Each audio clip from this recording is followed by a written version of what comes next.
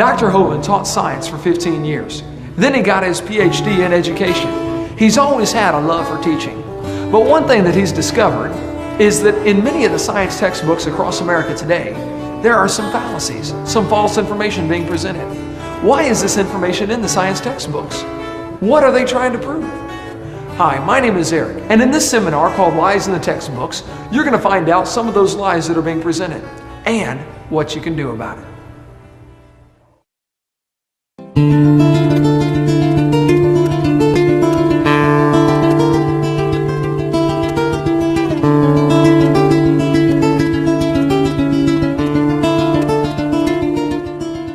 Well, welcome to our seminar on Lies in the Textbooks. My name is Kent Hovind. I taught high school science for 15 years. And now for, well, since 1989, I've been doing seminars on creation, evolution, and dinosaurs. And our goal is to strengthen your faith in God's Word. Now, this is not my wife. That's just a picture of her. We live in Pensacola, Florida. Been there 16 years. Have 3 children, 1 of each. And I got them all married and the dog died. Praise God, so I'm home free. And as we mentioned earlier, we have 4 grandkids so far, and that's God's reward for not killing your own kids when you thought about it. So we got a whole tribe, and they all live right around me and all work in our ministry. It's a real blessing to all have them right there. God's given us an amazing staff of people at Creation Science Evangelism. Our purpose is to get people saved. Okay? We like science at our place. We have Dinosaur Adventureland. We have a science center, a theme park, and a museum, all kinds of cool science stuff. Some people try to say, well, you Christians are against science. No, no, no, I like science. I'm against evolution because it's not part of science.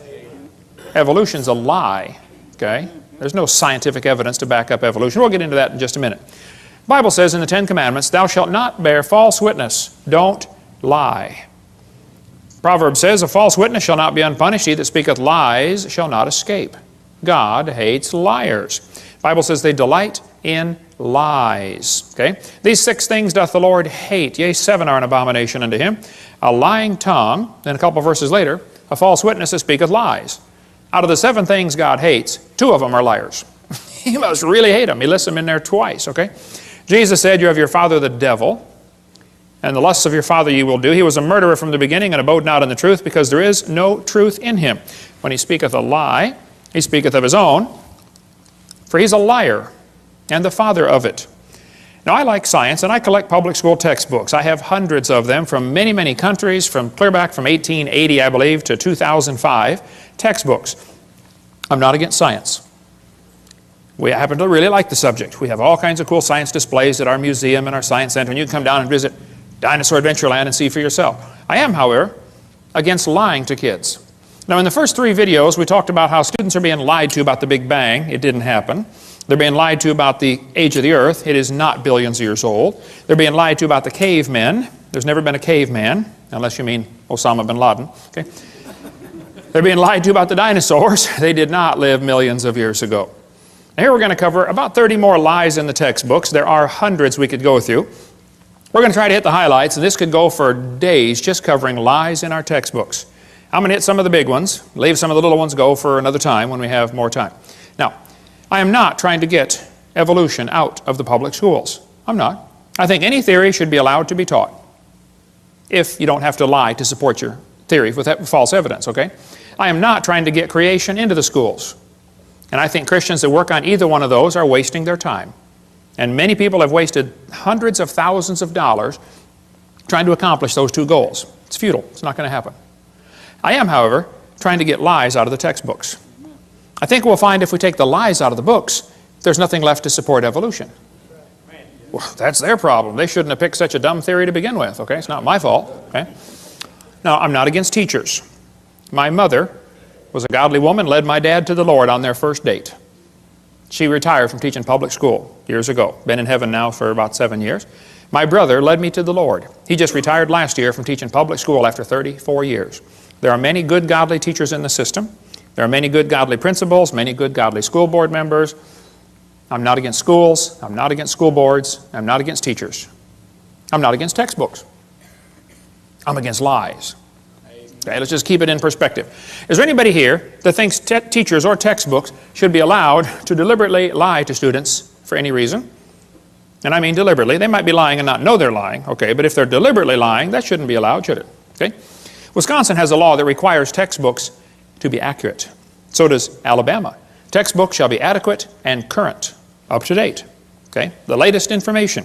Texas has a law that says instructional material shall be factual. Go Texas. Okay? Florida has a law that requires accuracy of instructional materials, and the commissioner is responsible to remove books that are not accurate. Well, commissioner, do your job. Okay? Watch this video and remove the books that are not accurate. It's just simple. It's so simple. Okay? California says textbooks shall be factually accurate and reflect current and confirmed research. Okay? Minnesota says the teacher shall not deliberately suppress or distort subject matter. Yeah, sure, hey there, fella, you betcha. The problem is, none of those states enforce their own laws. I don't know if Tennessee here has a law that requires textbook accuracy. They ought to if they don't have one. If you don't have one, pass one. This is a textbook from about 100 years ago. It says, God created the heavens and the earth in 6 days. Prayer is a duty, but it's vain to pray without a sincere desire of heart. God governs the world in infinite wisdom. You believe that's a public school textbook? Well, here's one today. Evolution is fact, not theory. Birds arose from non-birds and humans from non-humans. No person who pretends to any understanding of the natural world can deny these facts. Wow, something's changed. Actually, I was at Chickasaw, Oklahoma a couple of weeks ago. It was supposed to be a debate, but none of the professors would debate me.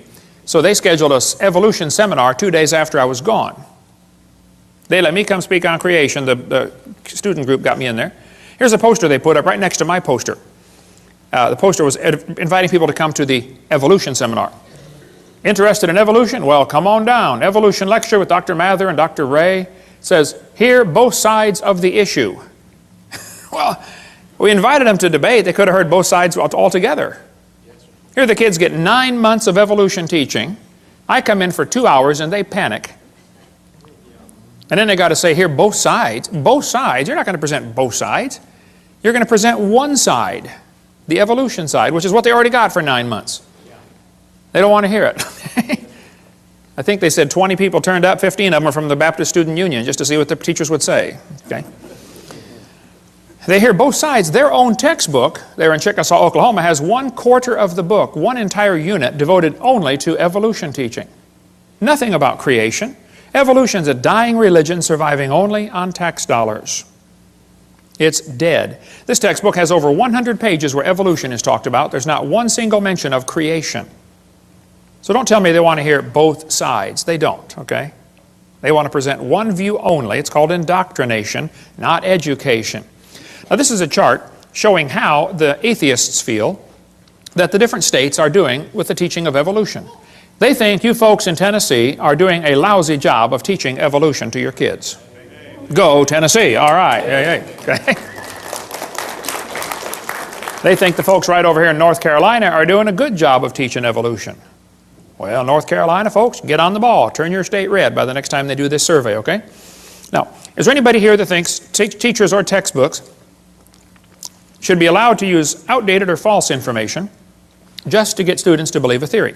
Would that be a good idea? No, okay? Anybody here that thinks teachers that deliberately lie should be fired? Okay. Is there anybody here that thinks textbooks with lies should be banned or the lies torn out of the book? Think that'd be fair? All right. Well, buckle up, hang on, let's go. It's always amazed me how two people can look at the same thing and come to opposite conclusions of what they are looking at. You know, two people can look at Grand Canyon. One of them believes in evolution. He looks at the canyon and says, wow, look what the Colorado River did for millions and millions of years. The Bible-believing Christian stands there, looks at the same canyon, and says, wow, look what the flood did in about 30 minutes. Now, how was that canyon formed, huh? Textbook says over millions of years, the Colorado River carved the Grand Canyon from solid rock. Oh, now hold on a second, okay? It's a fact Grand Canyon exists. I've been there a bunch of times, studied. I taught earth science for 15 years. I love studying Grand Canyon. There are two interpretations of how it got there. The evolutionists will say it formed slowly with a little bit of water and lots of time, like, you know, billions of years. The creationists will say no, it formed quickly by lots of water and a little bit of time, like a big flood in the days of Noah. And the guys who believe in evolution are always trying to erase the line between their interpretation and try to include it as if it is part of the fact. No, it's just your interpretation, guys, okay?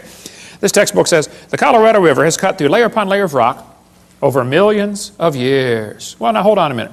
This textbook says, the Colorado River cut through 2,000 meters of rock, exposing sediment layers like huge pages in the book of life. Scan the canyon wall from rim to floor and you look back through hundreds of millions of years. I don't think so. I was in a debate one time and this atheist said, Hovind, you're so stupid. Don't you know it took millions of years to carve the Grand Canyon? I said, well, sir, there's a couple things you ought to learn about Grand Canyon. If you built a dam across Grand Canyon, a huge lake would fill in behind it, covering several states, okay? I mean, take a lot of dirt to build a dam, but if you could build a dam across that canyon, you'd have a really big lake. Actually, some of the water from Wyoming drains through the Grand Canyon. It has a huge drainage pattern. There's a picture of it, satellite false color image. You can see Grand Canyon right there, a big gash right across a ridge in the mountains. You folks in Tennessee know what a ridge is. Not really a mountain, just a big long ridge, okay? I've flown by and taken lots of pictures. I asked the pilot one time, I said, man, are we going near Grand Canyon? He said, yeah, about 100 miles. I said, can you get permission to, divert and go closer? He said, let me see what I can do. He got permission, we flew right over the top of the canyon. I'm taking pictures like crazy, Love studying Grand Canyon. Actually, it's a bunch of useless real estate. I mean, what would you do with it if you had it, You can look at it and then go home. That's about it. But, I mean, you can't plow it, that's for sure, and you don't want your cows playing out there. But I said to this professor, I said, sir, there's a couple things to consider about this canyon. I said, these two red lines indicate what's called the snow line, okay? Between those two red lines is a ridge that gets about 6,900 to 8,500 feet above sea level. Now, the river enters the canyon at the far right over there at 2,800 foot elevation. The river flows downhill for 270 miles. Comes out the other side. If you look at it from a side view, a schematic view, it'll look like this. The river comes in 2,800 foot elevation. The ground rises up while the river goes down for 270 miles. I said, now, sir, there's a few things you ought to consider about this canyon. I said, did you know the top of Grand Canyon is higher than the bottom? He said, obviously. I said, sir, did you know the river only runs through the bottom? He said, well, yeah. I said, sir, did you know the top is higher than where the river enters the canyon by over 4,000 feet? He got a dazed look on his face like a calf looking at a new gate.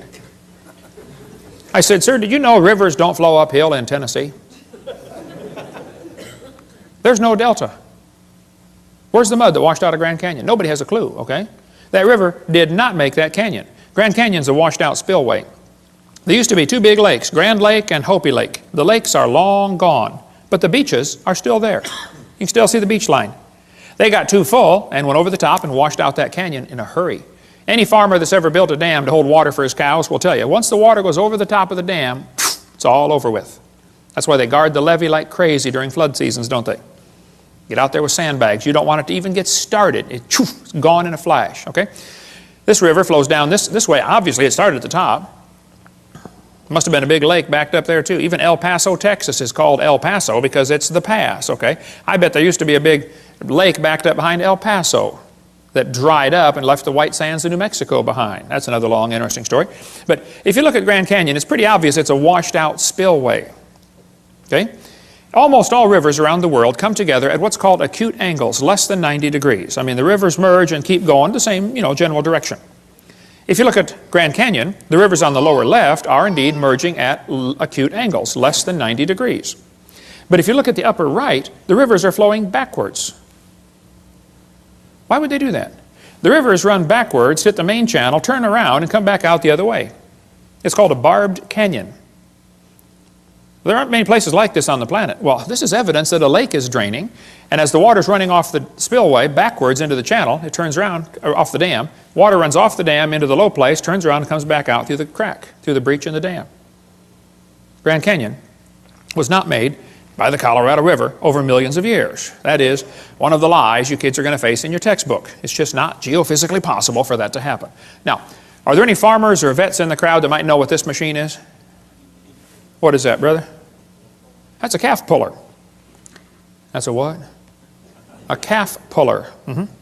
One Once in a while, a cow has a hard time having that baby calf, and so they get the calf puller out, tie the cable around the calf's legs, and jack the calf out of the cow.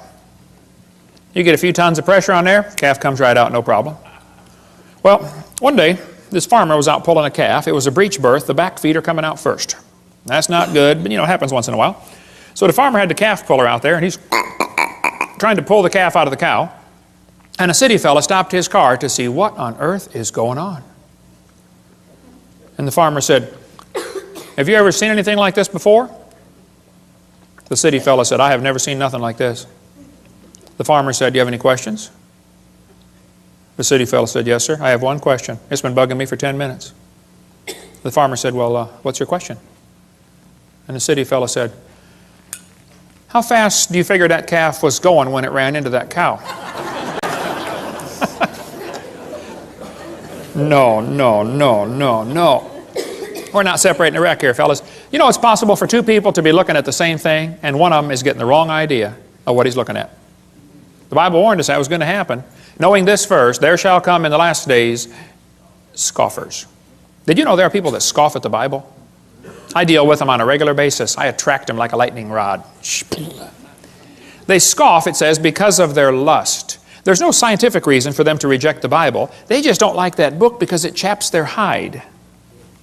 So they're scoffing because of their lust, not because of their science, okay? Even Huxley admitted, I suppose the reason we leapt at origin of species was that the idea of God interfered with our sexual mores. We don't want God telling us what to do. Okay? Arthur Keith said evolution is unproved and unprovable. We believe it because the only alternative is special creation, and that is unthinkable. The Bible says they did not like to retain God in their knowledge. For this cause, God shall send them strong delusion. Anybody that believes they evolved from a rock 4.6 billion years ago, I would say is strongly deluded. You would have to have help to be that dumb. You could not do it on your own. You'd have to have years of training and conditioning to believe such a silly idea. Hey, is it possible for a person to go insane? I mean, absolutely loony? Oh yeah, it happens, doesn't it? Okay. Is it possible for an entire group of people to go insane? Can you imagine over 900 people drinking poison Kool-Aid and killing themselves? A whole group went insane. Is it possible for an entire nation to go insane? You know, like millions and millions of people go just plain old nuts? Oh, it's happened, folks. Hey, is it possible for the entire world to go insane? Well, the Bible says the great dragon was cast out, that old serpent called the devil and Satan, which deceiveth the whole world. I think we're living in a time when just about the whole world has gone nuts. They believe they come from a rock 4.6 billion years ago. How dumb can you get? 2 Peter goes on to say, where is the promise of his coming? That's what the scoffers are going to say. For since the fathers fell asleep, all things continue as they were from the beginning of the creation. That's an important phrase. The scoffers are going to say, the way things are happening now is the way they've always been happening. Long, slow, gradual processes. The Bible says the scoffers are willingly ignorant. Willingly ignorant. In the Greek, that means dumb on purpose. They're willingly ignorant of how God made the heavens and the earth, and they're ignorant of the flood. The world was overflowed with water and perished. We cover more on that on videotape number 2 of our series. But one of the scoffers in the last days was a guy named James Hutton. Now, James Hutton lived in the late 1700s. James wrote a book and said the earth is millions of years old. Now, you need to understand, in the late 1700s, most people believed the Bible, or at least they were strongly influenced by Christianity, and everybody thought the earth was about 6,000 years old. That was the common teaching of the day. Okay? They taught the kids in the public school, you know, God created the world in 6 days, like we saw earlier. But this was also a time of many revolutions. We had the American Revolution, the French Revolution, the Polish, the Spanish, the German. Every country is just about revolting against the idea of a king and establishing a democracy. So they threw off monarchy, and this is known as the age of anti-monarchy. So the Bible says to honor the king, and some people thought the Bible was an obstacle to their political objectives. And they wanted to discredit the Bible. Keep in mind, this all happened in the early 1800s and late 1700s. So back when everybody thought the earth was a few thousand years old, James Hutton came along and said, oh no, it's lots older than that. And it got here by uniformitarianism. Ooh, kids, big word, bold print. That'll be on the test. They always are, okay? Uniformitarianism means the present is the key to the past. No, James, I think the Bible's the only perfect key to the past. But during this time frame, the Christians, instead of fighting against this new teaching of millions of years, they swallowed it. The Christians accepted the idea of a gap theory or day-age theory or progressive creation. They just accepted millions of years right into the Bible when it's obvious to anybody with half a brain and one eye reading the Bible that it does not teach the earth is millions of years old. That's not what it says. So the Christians did not put up an effective defense, effective resistance to this teaching, and they allowed the church to believe all this. And then when evolution came out, 1859 became popular with Darwin's book, well, the Christians just accepted that too. Boy, what a tragedy. That book covers the great turning point in history, if you like the history of stuff. Well, James Hutton's book that he wrote had a real strong influence on a young lawyer from Scotland named Charles Lyell. Charles Lyell, the lawyer, hated the Bible. Somebody calculated one time that if all the lawyers in the world were laid end to end around the equator, we would all be better off. Charles Lyell, in 1830, wrote this book right here, Principles of Geology. I've got it here on the table. You can come take a look at it. It's all marked up. In this book, you can see his hatred for the Bible kind of ooze off every page. He kept calling it ancient doctrines. He said, oh, you have a scriptural authority. He was mocking them, okay? He called it a religious prejudice. He said, men of superior talent, he's talking about himself, who thought for themselves and were not blinded by authority, he used every opportunity he could find to mock the Scriptures. And kids, you won't have to go to college very far before you're going to run into a professor that has this mocking attitude toward God's Word. How many of you had one when you went through school? Seems like their whole goal in life is to destroy your faith. I had a bunch of them when I went to school. They just wanted to destroy your confidence. Well, Charles said his goal was to free the science from Moses. What do you suppose he meant by that? Well, before Charles Lyell wrote his book, everybody looked at the geology, looked at Grand Canyon and said, wow, look what the flood did. He didn't like people interpreting Earth's history in light of the Bible. He wanted them to interpret Earth's history in terms of millions of years. Lyell is the primary guy responsible for inventing what today is known as the geologic column. How many have ever heard of the geologic column before? They divided the earth up into layers and gave them names, you know. Cenozoic, Mesozoic, Paleozoic, Archaeozoic, all that kind of stuff. Maybe you saw the movie Jurassic Park, named after the Jurassic layer, okay? Each layer of rock was given a name and an age and an index fossil. Now keep in mind, all this was done in 1830 before there ever was a carbon dating, potassium-argon dating, rubidium-strontium dating, lead-208, lead-206, uranium-235, uranium-238. None of those had even been thought of. So they didn't determine these great ages by any radiometric decay method. They just picked the numbers out of the clear blue sky. It's a fact the earth has many layers of sedimentary rock. That is just a fact. You can see them all over Tennessee here. How'd they get there? Well, there are two interpretations. One group says the layers formed slowly over millions of years. The other group says, no, these layers are all from the flood in the days of Noah. And again, they're always trying to erase that line between the two and make their interpretation become part of the fact. And it's just not, okay? It's just their interpretation, that's all. The geologic column is actually the Bible for the evolutionist. The only place you'll ever find it is in the textbooks. It doesn't exist. This guy admits it. He said, if there were a column of sediments, unfortunately no such column exists. Did you know there is no geologic column? If there was, it'd be 100 miles thick. It doesn't exist. It's one of the lies in the textbooks. And actually, all of evolution is based on this lie right here. This is one of the most serious ones, in my opinion. It's true the earth has layers. That's not the question. Okay? How did they get there, though? I mean, if that layer sat there for 10 million years waiting for the next one, don't you think it's going to rain once in a while in 10 million years? Why are there no erosion marks between the layers? Why are they stacked on top of each other just like a stack of pancakes? And by the way, why are there no soil layers between the rock layers? I mean, soil builds up on top of rock. Don't you think there'd be some soil built up once in a while? Look, if you get a jar of dirt and rocks and gravel and sand and mud and shake it up and set it down, it settles into layers for you in a few minutes. Doesn't take long. How many seen those things you buy at the mall with two pieces of glass and different colored sand in between? You know, you flip it over and it makes all kinds of layers just in a few seconds. It doesn't take long. I was preaching years ago in Union Center, South Dakota. Now, Union Center is right there. It's not even on the map.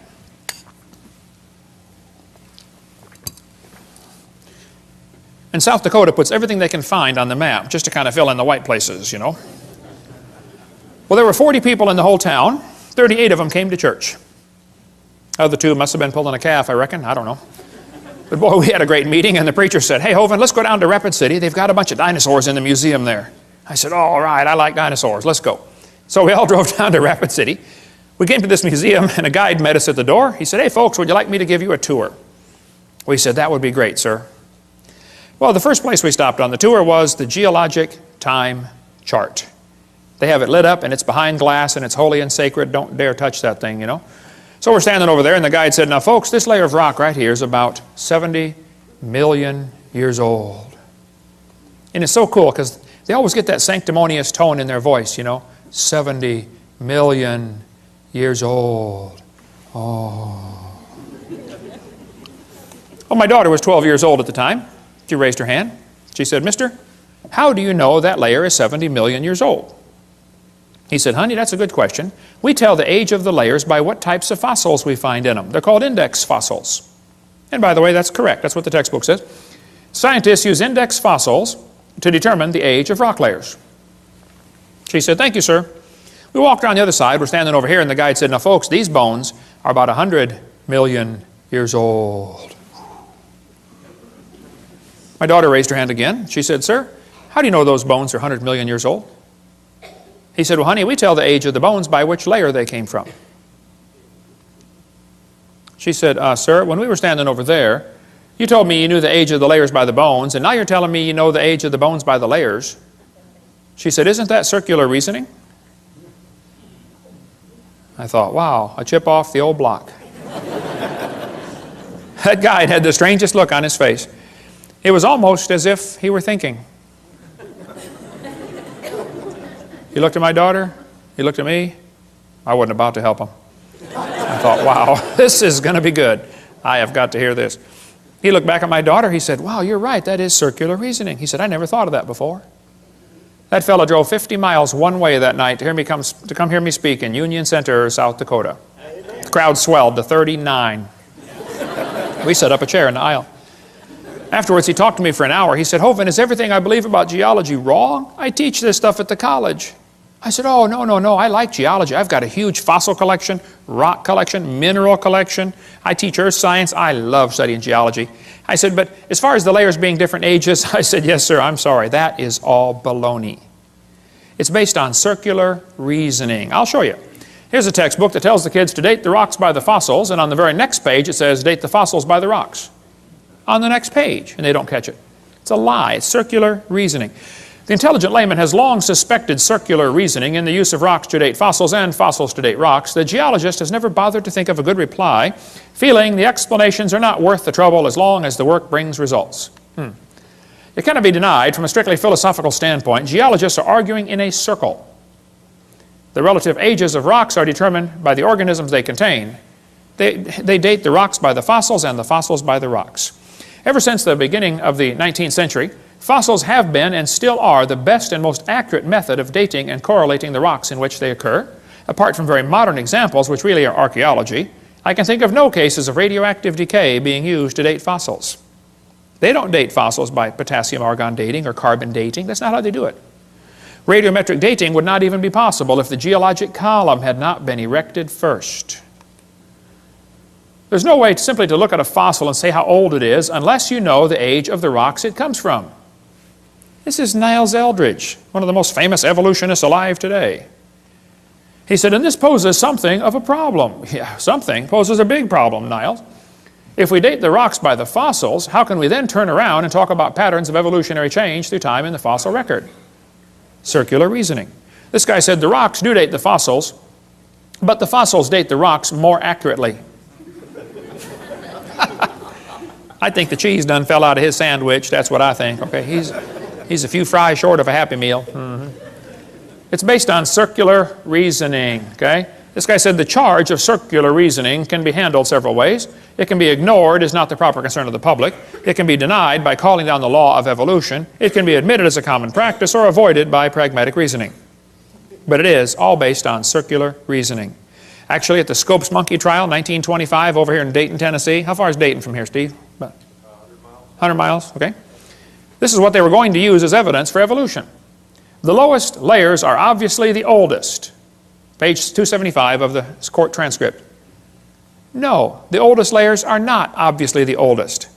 Did you know in still water, sediment layers settle out, the bottom one first, and then the second one, and then the third one? That's correct. But in moving water, you can get 5 or 6 or 10 layers to form simultaneously. They form from one end and travel across. So it's possible to have a fossil on the bottom that is younger than a fossil on top if it's moving water. There's a great video tape called Experiments in Stratification. It covers all that if you want more on that. Or get our video number 6. We'll get more of that later. I like to ask evolutionists, I say, guys, your geologic column contains limestone quite a few places. If I handed you a piece of limestone, how would you know if it's 100 million year old Jurassic limestone or 600 million year old Cambrian limestone? I mean, exactly what's the difference? They'd say, well, the only way to tell the difference is by the index fossils. That's precisely my point. They date the layers by the fossils. This textbook shows the kids a trilobite, and it says, boys and girls, trilobites make good index fossils. If a trilobite is found in a rock layer, the rock layer probably formed 500 to 600 million years ago. I don't think so. Somebody found a human shoe print where the guy with a shoe on had stepped on and smashed a trilobite. They asked evolutionists all over, how on earth could a human step on a trilobite? If trilobites lived 500 million years ago and man didn't get here till, 3 million years ago, and they didn't start wearing shoes till 10,000 years ago, how could a human step on a trilobite? One atheist said, well, it's obviously. The only answer would be that aliens visited the planet 500 million years ago. Oh, them aliens will do it every time. Another guy said, well, maybe there was a large trilobite shaped like a shoe that fell on a small one. Now, there are some big trilobites, okay, but I don't think they're shaped like a shoe. Actually, the trilobite has the most complicated eyeball ever. Trilobite eyes are unbelievable. And this is one of the first creatures to evolve, and it already has the most complex eye, just the eye is one of the most complex features you could have. Now, trilobites are not index fossils for anything, okay? There are all kinds of different types of trilobites, and there probably are some still alive today. Certainly the Baltic isopod is still alive. A guy sent me a couple weeks ago, about a couple months ago, I guess, a whole jar full of trilobites from the Prudhoe Bay water treatment plant up there for the oil factory they've got, oil refining rig. When they arrived in Pensacola, Florida, they were still alive in the jar. But I don't know how to keep a trilobite alive. I mean, you give it mouth to what, some resuscitation, but they all died, but we got them in our museum there. Somebody just sent me a large one that they got down in the Caribbean, about this big. It's in our museum, and it was frozen. They said, yeah, I pulled it off the rock myself down in the Caribbean, still alive. They call it some kind of roach. Roach, it looks like a big trilobite. This textbook shows the kids a graptolite. It says, boys and girls, this is 410 million years old. I don't think so. Graptolites were found still alive in the South Pacific 10 years ago. So if you find graptolite, you can't use that as an index fossil for any age rock, okay? They tell the kids in school the lobe-finned fish is the index fossil for Devonian, 325 million years old. See that short leg, boys and girls? He's got a little bitty leg and then the fin. See, that proves he's evolving from a leg to a fin. No, that's a lie. The lobe-finned fish are still alive today. They're swimming around the Indian Ocean. And when they caught the first one in 1938, the scientists looked at it and said, wow, would you look at that? They survived for 325 million years. It never dawned on them once to question the geologic column. That thought never crossed their brain. You don't question the geologic column. It is holy and sacred. You just have to say it survived for 325 million years. It's in the textbooks today. And they still say it's the index fossil for 325 million year old rock, even though they know they're swimming around the ocean. How can they be that dumb? This lady wrote a book about it, A Fish Caught in Time. She says, boys and girls, this is our own great uncle, 40 million times removed. She does look a little fishy, kind of around the gills there. Okay. You're going to be told that dinosaurs are index fossils for the Jurassic period, 70 million, or Cretaceous, 70 million years ago. That's baloney. Dinosaur bones were found here recently that had blood cells still in them. How long are the blood cells going to last? Here's soft tissue found with dinosaur bones, still flexible, soft tissue in March of 2005. Here's fossilized human hands found in the same rock strata as dinosaur bones. Now, they tell you the layers are different ages. That's simply baloney, okay? Now, Charlie Darwin didn't like round numbers, so he said the Wealden deposits are 306,662,400 years old. How could he possibly know such a thing, okay? All over the world, petrified trees are found standing up, connecting these different rock layers. Petrified trees standing up. Now, how long does a dead tree stand up around here before it falls down? 5 years, maybe 10 years? 5 million? Oh, no, not 5 million, that's for sure, right? But yet petrified trees in the vertical position are found all over the planet. I'll just flash through some pictures real quick here. There are all kinds of petrified trees found standing up. And they're running through multiple layers, and the kids are being taught the layers are different ages, and yet here's one tree connecting them all. I'm having a hard time believing these layers are different ages. That's what I'm having.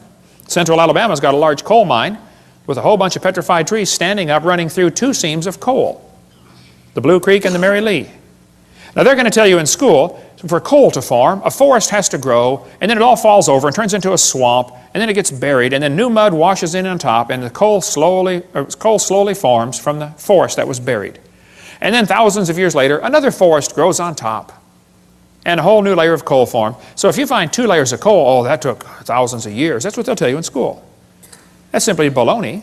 We'll cover more on coal formation on video 6, but if you look at the samples of trees found in this coal mine, you look at sample A, B, C, D, E, F, G, I mean, any freshman law student could tell you, hey folks, I think I can prove these 2 coal formations formed at the same time, very quickly. Within a few weeks or months of each other, that's for sure. Probably during the flood in the days of Noah. We'll cover more on that on video 6. In Cookeville, Tennessee. How far is Cookeville from here? 100 miles?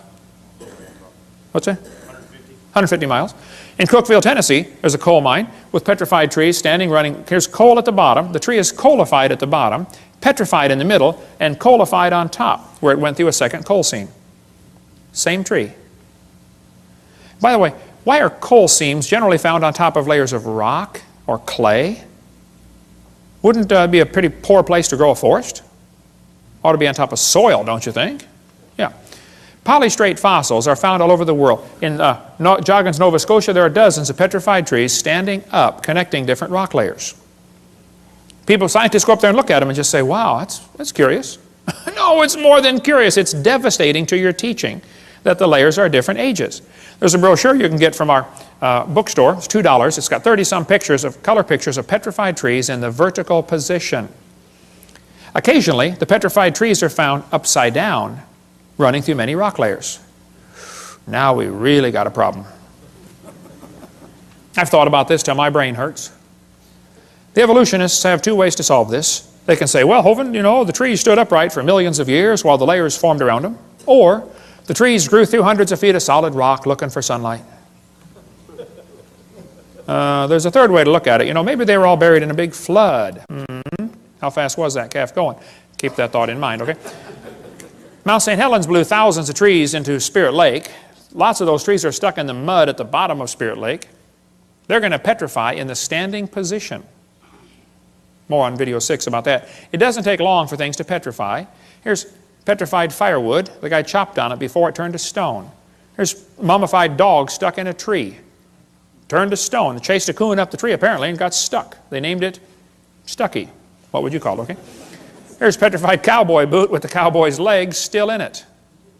The boot was made in 1950 and the leg is turned to stone. Here's petrified fish giving birth. It does not take millions of years to give birth. Praise God, okay? Here's a petrified hat. Petrified pickle found in a jar. The guy sent me the jar and pickle. He said, Brother Hovind, I found this in Montana in an old home. The house was junk. The roof was gone. The house was falling apart. But he said, you want a petrified pickle for your museum? I said, of course. Who in their right mind would not want a petrified pickle, you know? Come on down to Pensacola, Dinosaur Adventureland, and see the petrified pickle. Here's petrified sacks of flour found in a flour mill that flooded in 1910 in Eureka Springs, Arkansas. Here's petrified toadstool. There's an amazing gem and mineral museum just south of Bloomington, Illinois, in a little bitty tiny town called Shirley, Illinois. You got to be trying to find it to get there, but it's worth going to see the Funk Gem and Mineral Museum. Okay? Here's petrified acorns. This kid sent them to me. He said, Brother Hovind, I was 7 years old at the time. He said, I stuck these acorns in a bucket of water, and I thought they might, sprout and make some trees, and I forgot about them. Next spring, my mama found the bucket on the back porch, and the acorns had turned to stone. He said, would you like them for your museum? I said, of course. Come on down and see the petrified acorns. More on petrification on video number 6. So kids, when they tell you the layers are different ages, you tell them Kent Hovind said they're confused or they're lying. It is not correct. Those layers all formed, nearly all of them, at the time of Noah's flood. 80 to 85% of Earth's surface does not even have 3 geologic periods appearing in correct consecutive order. Even though this geologic column does not exist, except in the textbooks, that teaching is what changed people in the 1830s away from believing the Bible to believing in uniformitarianism. This teaching especially affected a young preacher. He just got out of Bible college, studied to be a pastor of a church. His name was Charles Darwin. Anybody ever heard of Charles Darwin? Charles Darwin graduated from Bible college to be a preacher, and he's going to sail around the world for 5 years first and collect some bugs for some, bugologist back there in England. Charlie brought some books with him. He brought his Bible, of course. He just got out of Bible college. And he brought this brand new book, Principles of Geology. Charlie said that book changed his life forever. He later wrote to a friend and said, disbelief crept over me slowly. I felt no distress. He slowly lost his faith in the Bible. As Darwin sailed around the world, he stopped off at the Galapagos Islands. Here on those islands, he noticed there were 14 different varieties of finches. Little tiny bird with a little tiny beak. But the beak shapes were different. Now the Grants went there and studied them and said, wow, during dry years, the beak is 1/10 of a millimeter thicker, and during wet years, it's 1/10 of a millimeter thinner. But it always averages back out. 1/10 of a millimeter, do you know how much that is? Not much. Darwin looked at the birds and said, you know what? I think all these birds had a common ancestor. I bet you're right, Charlie. It was a bird. And then Charlie said, well, maybe this proves that birds and bananas are related. You say, oh, he never said that. He sure did. I knew you wouldn't believe me, so I brought his book. It's right here. The Origin of Species by Charles Darwin. On page 170, Darwin said, it's a truly wonderful fact that all animals and all plants throughout all time and space should be related to each other. Isn't he saying the birds and bananas are related? He sure is. This is a lie. What Charlie observed is what is sometimes called microevolution. Microevolution tells us dogs produce a variety of dogs. That's a fact. It happens, okay? And roses produce a variety of roses. Nobody argues about that. The question is, does it go any farther than that? You may get a big dog or a little dog, but you get a dog every time. And probably the dog, the wolf, and the coyote had a common ancestor. I wouldn't argue about that. We did the test this morning. Had a 5-year-old girl. Said, okay, here we have a dog, a wolf, a coyote, and a banana. Which one is not like the others? She got it. The banana. We got college professors can't figure that out. Here's National Geographic says, the evolution of dogs from wolves. Well, duh, nobody's arguing about that. Yeah, dogs came from wolves, okay? The Bible says they bring forth after their kind. 10 times it says that in the first chapter. See, this word evolution has 6 meanings. We've been through this before, so I'm going to go through it kind of quickly. There's first of all cosmic evolution, Big Bang. Secondly, chemical evolution, where all the chemicals come from hydrogen. That's baloney. Thirdly, stellar evolution, where all the stars form from dust. You cannot get dust to condense into a solid star. Can't happen. There's Boyle's gas laws that drive it away, okay? Then there's enough stars out there, though we can all have 11 trillion to ourselves. Then you have organic evolution, where life gets started from non-living material. And then macroevolution, where an animal changes to a different kind of animal. None of those have ever been observed. Number 6, variations within the kinds, sometimes called microevolution. That one happens. The first 5 are religious. So whenever you discuss evolution, you have to define what you're talking about. If you're talking about number 6, I'm with you. I agree, that happens. You're talking about the first 5, that doesn't happen. That's something you believe happens, okay? Watch how they change the definition for the kids. They say, okay, boys and girls, evolution is change over time. Is that really what they mean? Watch this carefully now. In other words, living things have changed over time. Wait. Are you going to skip over the first four? They just want to bypass the first four stages like it's not part of the theory? Well, then you don't have a coherent theory. Then they say, evolution is defined as a change in species over time. Now they're down to what I believe in. I think species can change. I think you can get some really weird varieties of animals, but they're still the same kind, okay? This is a lie, kids. That's not really what they mean by evolution. They want to give you examples of number 6 and make you believe that the whole theory has been proven. Don't get brainwashed. Most evolutionists will say, well, macroevolution is just micro with longer periods of time. No, it's not. They had a big conference on this very question in Chicago. They said the central question of the Chicago conference was whether the mechanisms underlying microevolution can be extrapolated to explain the phenomena of macroevolution. The answer can be given as a clear no. It doesn't work. Variations happen, sure, but they have limits. Did you know farmers have been trying to get bigger pigs for a long time? Do you think they'll ever get a pig as big as Texas? Nah, I bet there's a limit, isn't there? Okay? Roaches become resistant to pesticides. Do you think they'll ever become resistant to a sledgehammer? Probably not. See? There's a tiger had 3 kittens, all different colors, same litter. That's variations, but it's still a tiger. That's not evolution.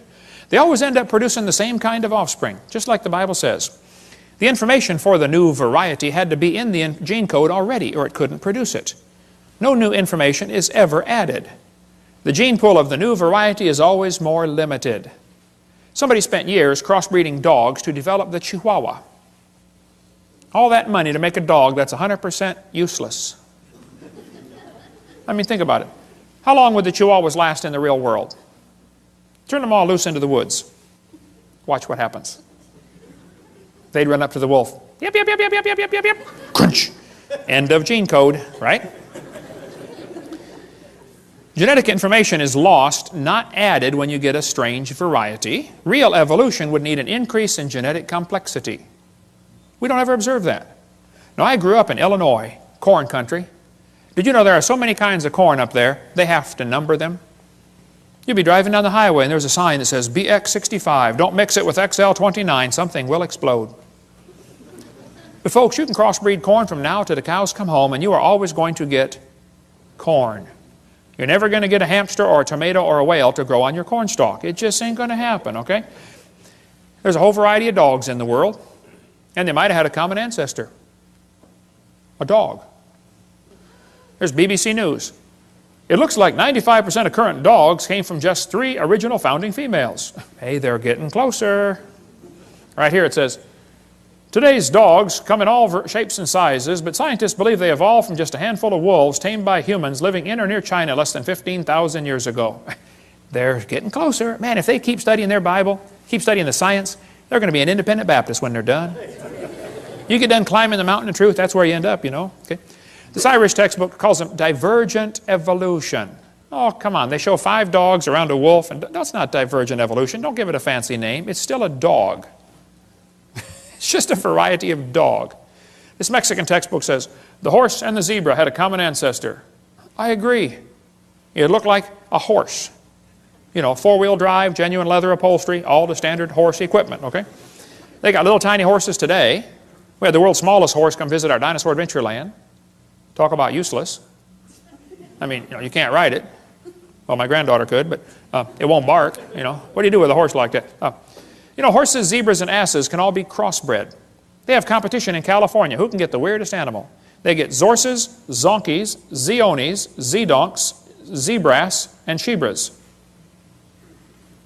Here's a zebra who forgot to put his PJs on. Here's a herd of zebroids running around. You know, in the last 100 years, the Kentucky Derby's gone from an average winning speed of 127 seconds down to 123 seconds. Now, even in the old days, they had some pretty low times turned in, okay? Question, how much money would you guess has been spent on selective breeding trying to get the fastest horse for the Kentucky Derby.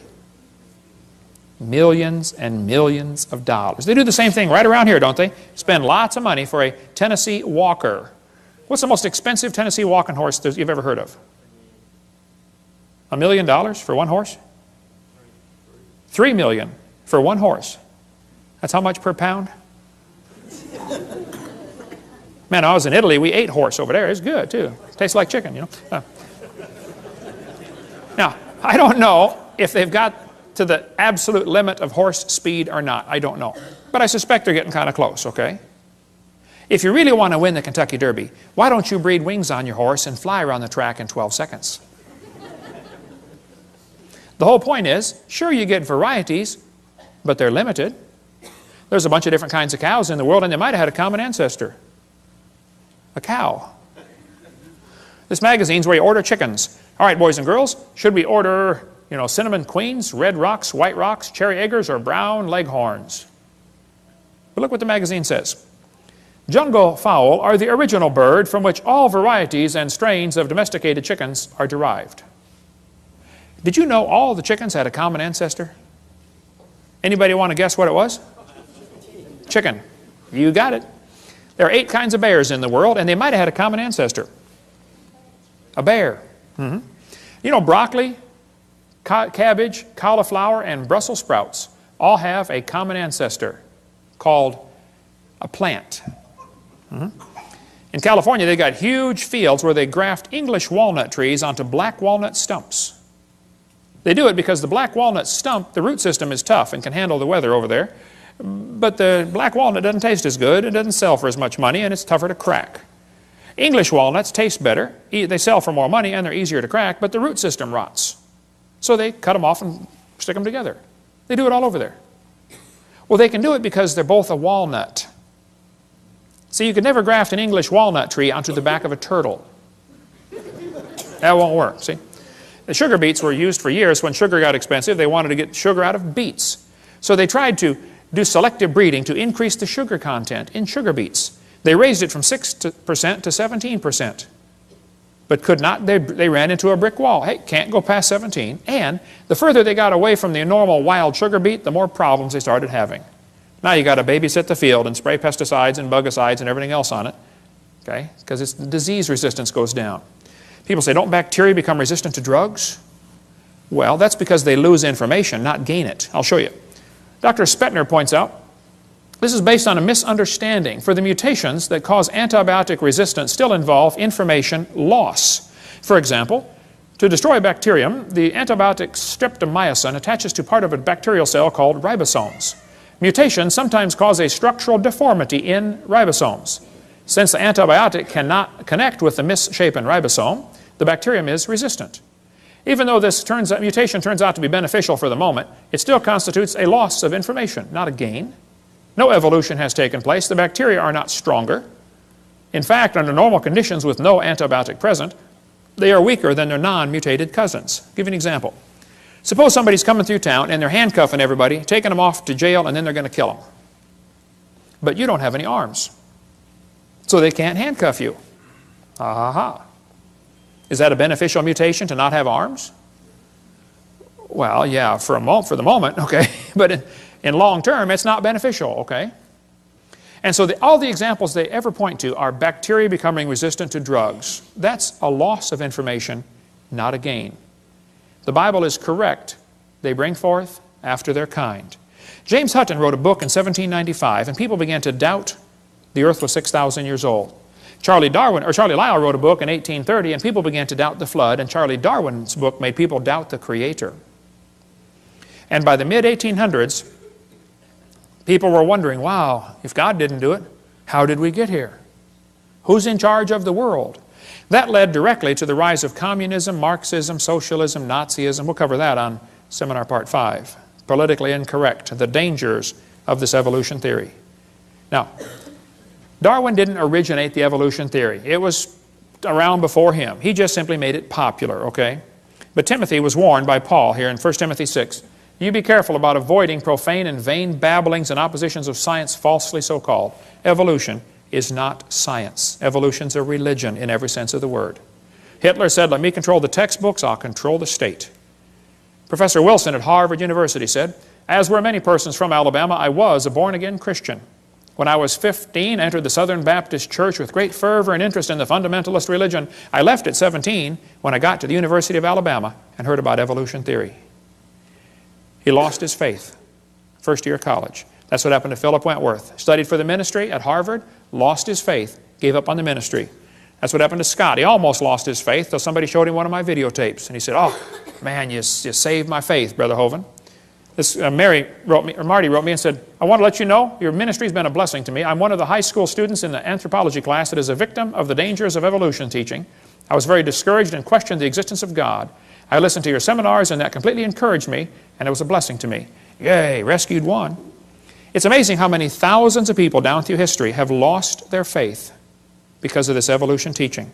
Karl Marx studied, said he wanted to serve God with his life, went off to college, became an evolutionist. Comrade Stalin. There was a special this afternoon on TV. How many saw that about Comrade Stalin on the History Channel? He went to a Christian school, read Darwin's book, became an atheist, killed between 60 and 100 million of his own people. Andrew Carnegie became an evolutionist reading Darwin's book. He said it freed him from the shackles of religion. Light came in as a flood and all was clear. Not only had it got rid of theology and the supernatural, but I found the truth of evolution. Carnegie left behind millions of dollars to make sure evolution is taught in our schools instead of creation. He funded the National Center for Science Education. The list is really long. We'll have to quit now. But 75% of kids from Christian homes that go to public schools lose their faith after 1 year of college. What's in these textbooks anyway? What are they teaching our kids that's making them lose their faith? Well, we're going to cover some of the lies in the textbooks, some more lies in the textbooks in the next session. There is no known evidence to support the evolution theory except things that have been proven wrong a long time ago. If real evidence exists for this evolution theory, I would like to see it. We've been offering $250,000 for real scientific evidence for evolution. We've had that offer for over 10 years.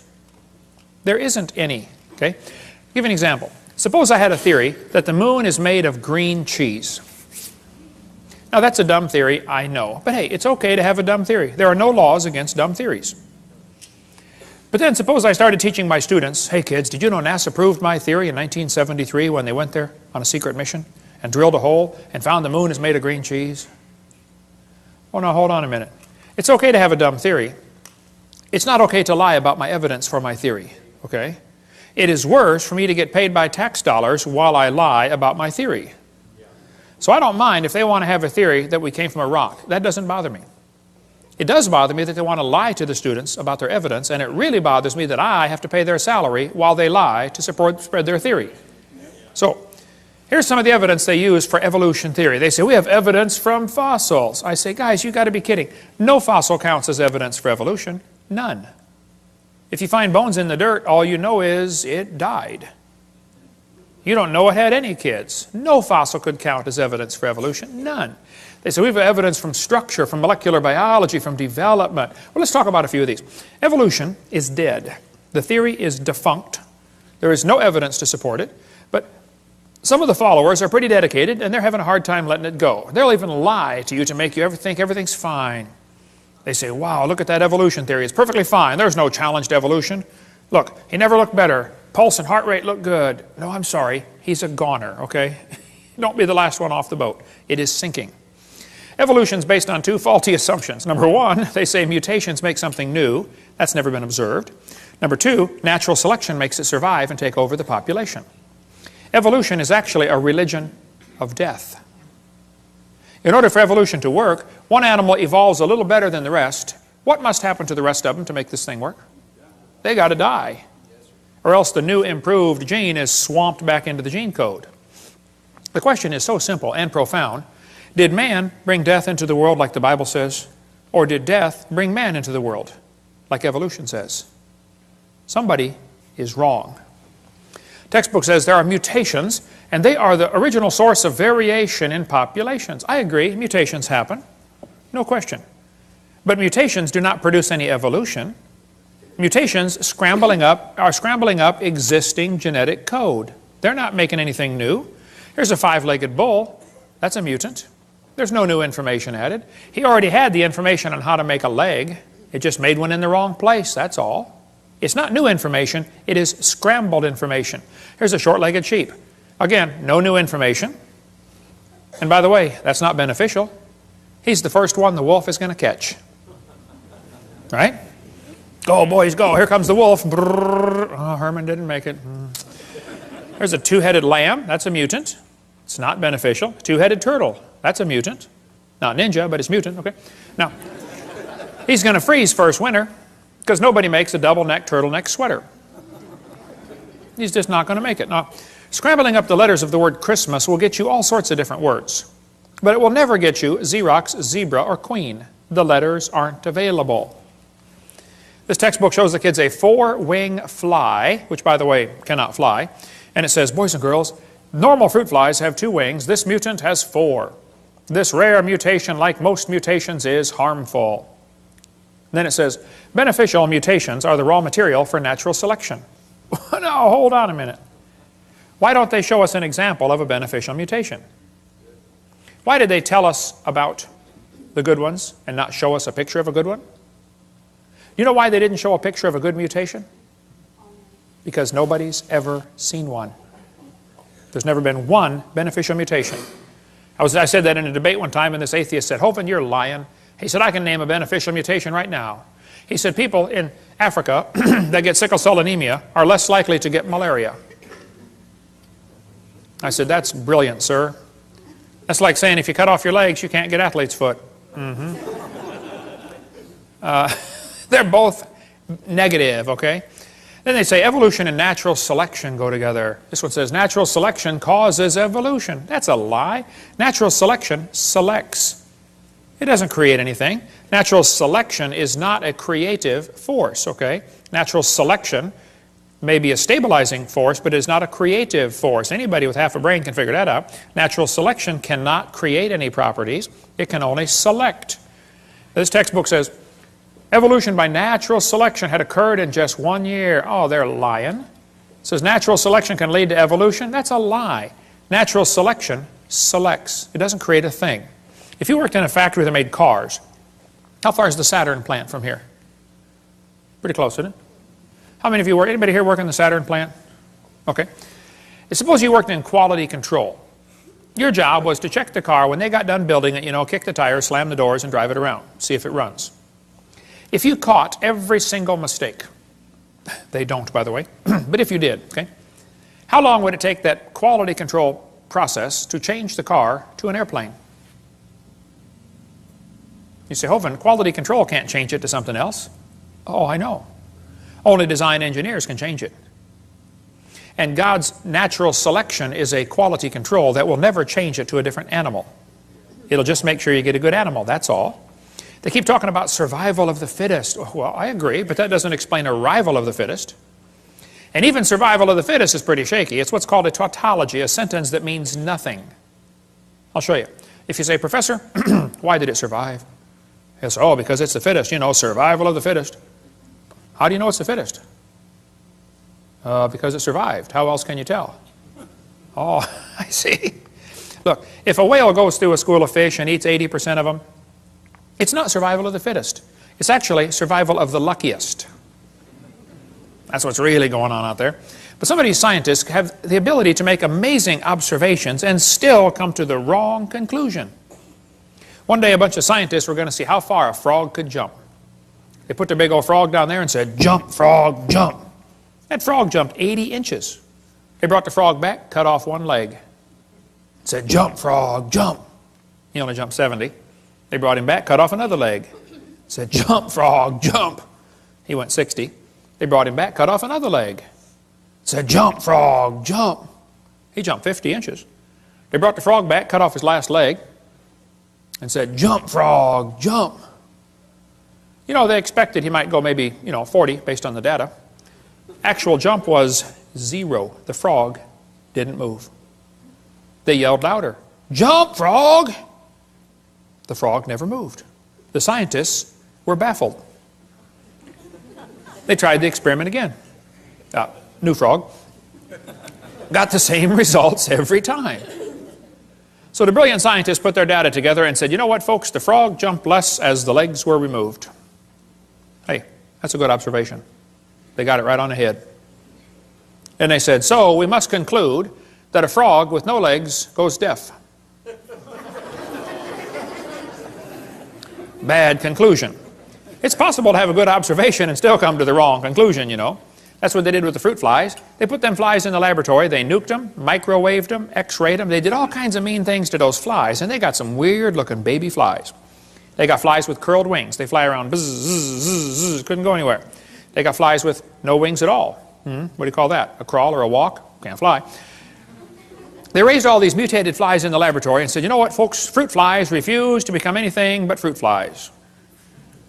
Well, duh. So they said all mutations produce flies that were inferior to the original fly. Good observation. They said, so we must conclude that flies have evolved as far as they can go. Oh, bad conclusion, you know. Maybe you could conclude that God made them right to begin with, and all you're doing is messing them up in your laboratory. They were doing fine till you guys got a hold of them. Yeah. And they say evolution's as fit as ever. Yep, fruit flies in the north have wings 4% larger than flies in the south. Well, that proves something to somebody somewhere, I'm sure. But it's still a fly, okay? Then they tell the kids, the peppered moth is proof for evolution. They counted the moths on the trees and found it was 95% light colored and 5% black. Then they burned coal in the factories and the trees turned black. And they counted the moths again. It was only 5% light and 95% black. The problem is the entire story is a lie. They glued dead moths to the tree to take that picture for your kid's textbook. It's right here. Where's this book used at, brother? It's not used anymore. Peppered moth. It's still in the new books, though. Evidence for evolution. Those are dead moths glued on a tree because after 40 years of watching, they found a grand total of 2 moths on the trees. 2 out of, let's see, what's 95% of 2? Wow. I have to do some figuring on that one. They still keep it in the textbooks, though, as evidence for evolution. What's the Tulsa Zoo doing having a peppered moth display? I mean, this is a zoo, for heaven's sake. Why do they push evolution in a zoo? Get the book Icons of Evolution if you want a whole lot more on the history of this peppered moth idea. But they tell the kids, we're going to learn to think critically. Boys and girls, do you think humans are still evolving? What kind of question is that? That's one of those questions like, have you stopped beating your wife yet? Wow, let me think. If I say yes, I'm admitting I did. If I say no, I'm still doing it. Did you know it's possible for the question to already have a built-in assumption? Look at that question. Do you think humans are still evolving? What's the built-in assumption? That humans evolved. Now, how's a Christian kid supposed to answer that for homework for Monday? I would say, teacher, this question is poorly written. It assumes evolution has happened when it has not. It's like asking the question, you know, why are elephants orange? Boy, now there's a tough one. Why are they orange anyway? They're not orange? This is not learning to think critically. This is a Soviet-style indoctrination-type brainwashing question. And when the kid gets done taking this class, he's going to think he knows how to think. But he doesn't. He knows how to be told what to believe, and he never understands how it happened to him. That's not thinking critically. Then they tell the kids, we've got evidence for evolution from homologous structures. Wow, what's that mean? Yes, boys and girls, did you know you have 2 bones in your wrist, and they're called the radius and the ulna? Pretty cool. And did you know the alligator has 2 bones in his forelimb? And look at this, they're called radius and ulna. See that? That proves we are related. That's what they're going to tell them. Homologous structures provide evidence that these animals evolved from a common ancestor. It's found in just about every textbook. You got it in these other ones up here, I'm sure, don't you, Steve? Homologous structures as evidence for evolution. They descended from a common ancestor, textbook says. Think critically. The bones are the same, boys and girls. See, that proves we're related. Evolved from a forelimb of a common ancestor. This textbook says, comparative anatomy provides further evidence of evolution. The commonalities suggest that these and other vertebrate animals are all related. They probably evolved from a common ancestor. This is a lie. They probably have a common designer. You You know, the different bones in different animals come from different genes on the chromosomes. They're not homologous to begin with, okay? And even if they were, that still wouldn't prove common ancestor. Proves a common designer. The same designer made them all. Did you know the lug nuts from a Pontiac will fit on a Chevy? You can go out in the parking lot and try it. They will. That proves they both evolved from Honda 14 million years ago. No, it's true many animals have a similar four-limb structure. That's a good observation. I agree. They say they must have had a common ancestor. Oh, bad conclusion. Then they'll say, this helps prove we all came from a rock. Well, now you really have got a bad conclusion there. Then they tell the kids, we have evidence from development. Now this one makes me angry.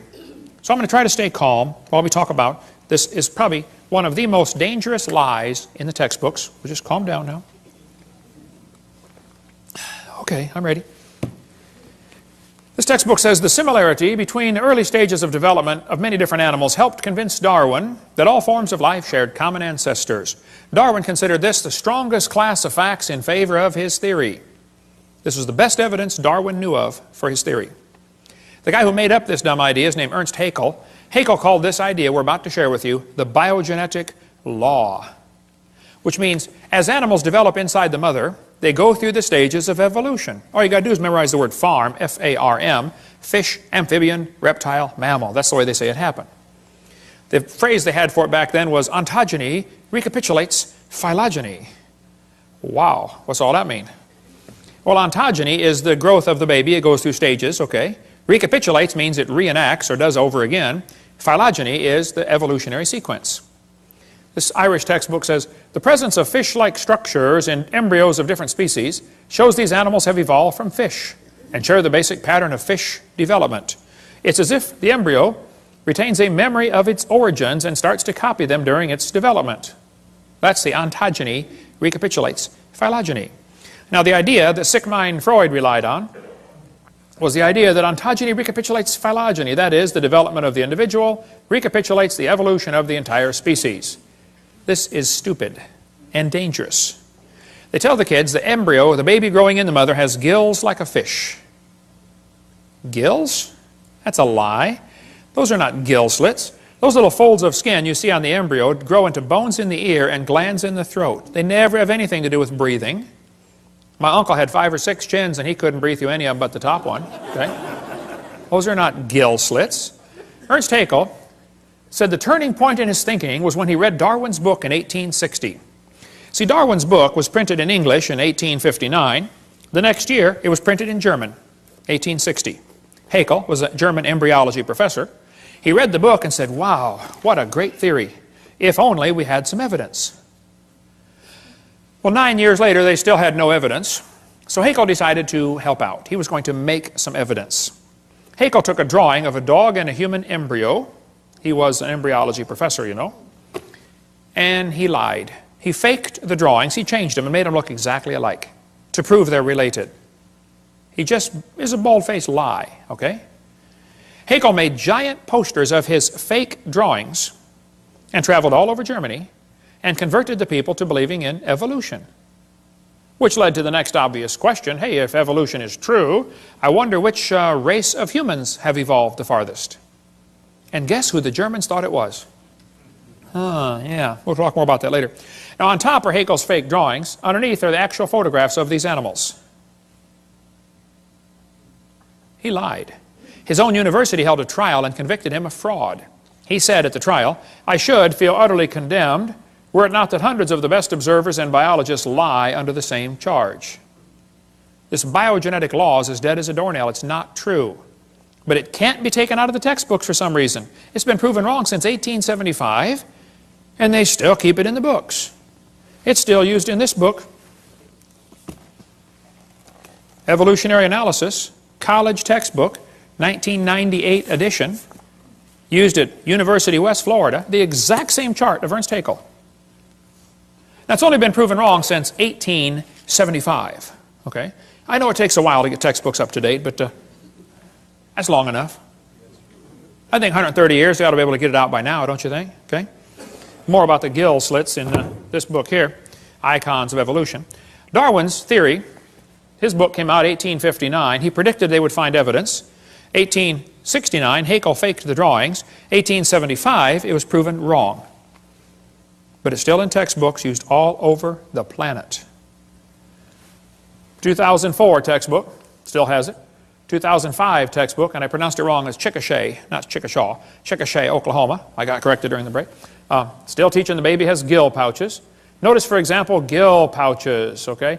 Gill slits on the embryo. They're teaching this in textbooks all over the world. It's only been proven wrong since 1875. Get it out of the book.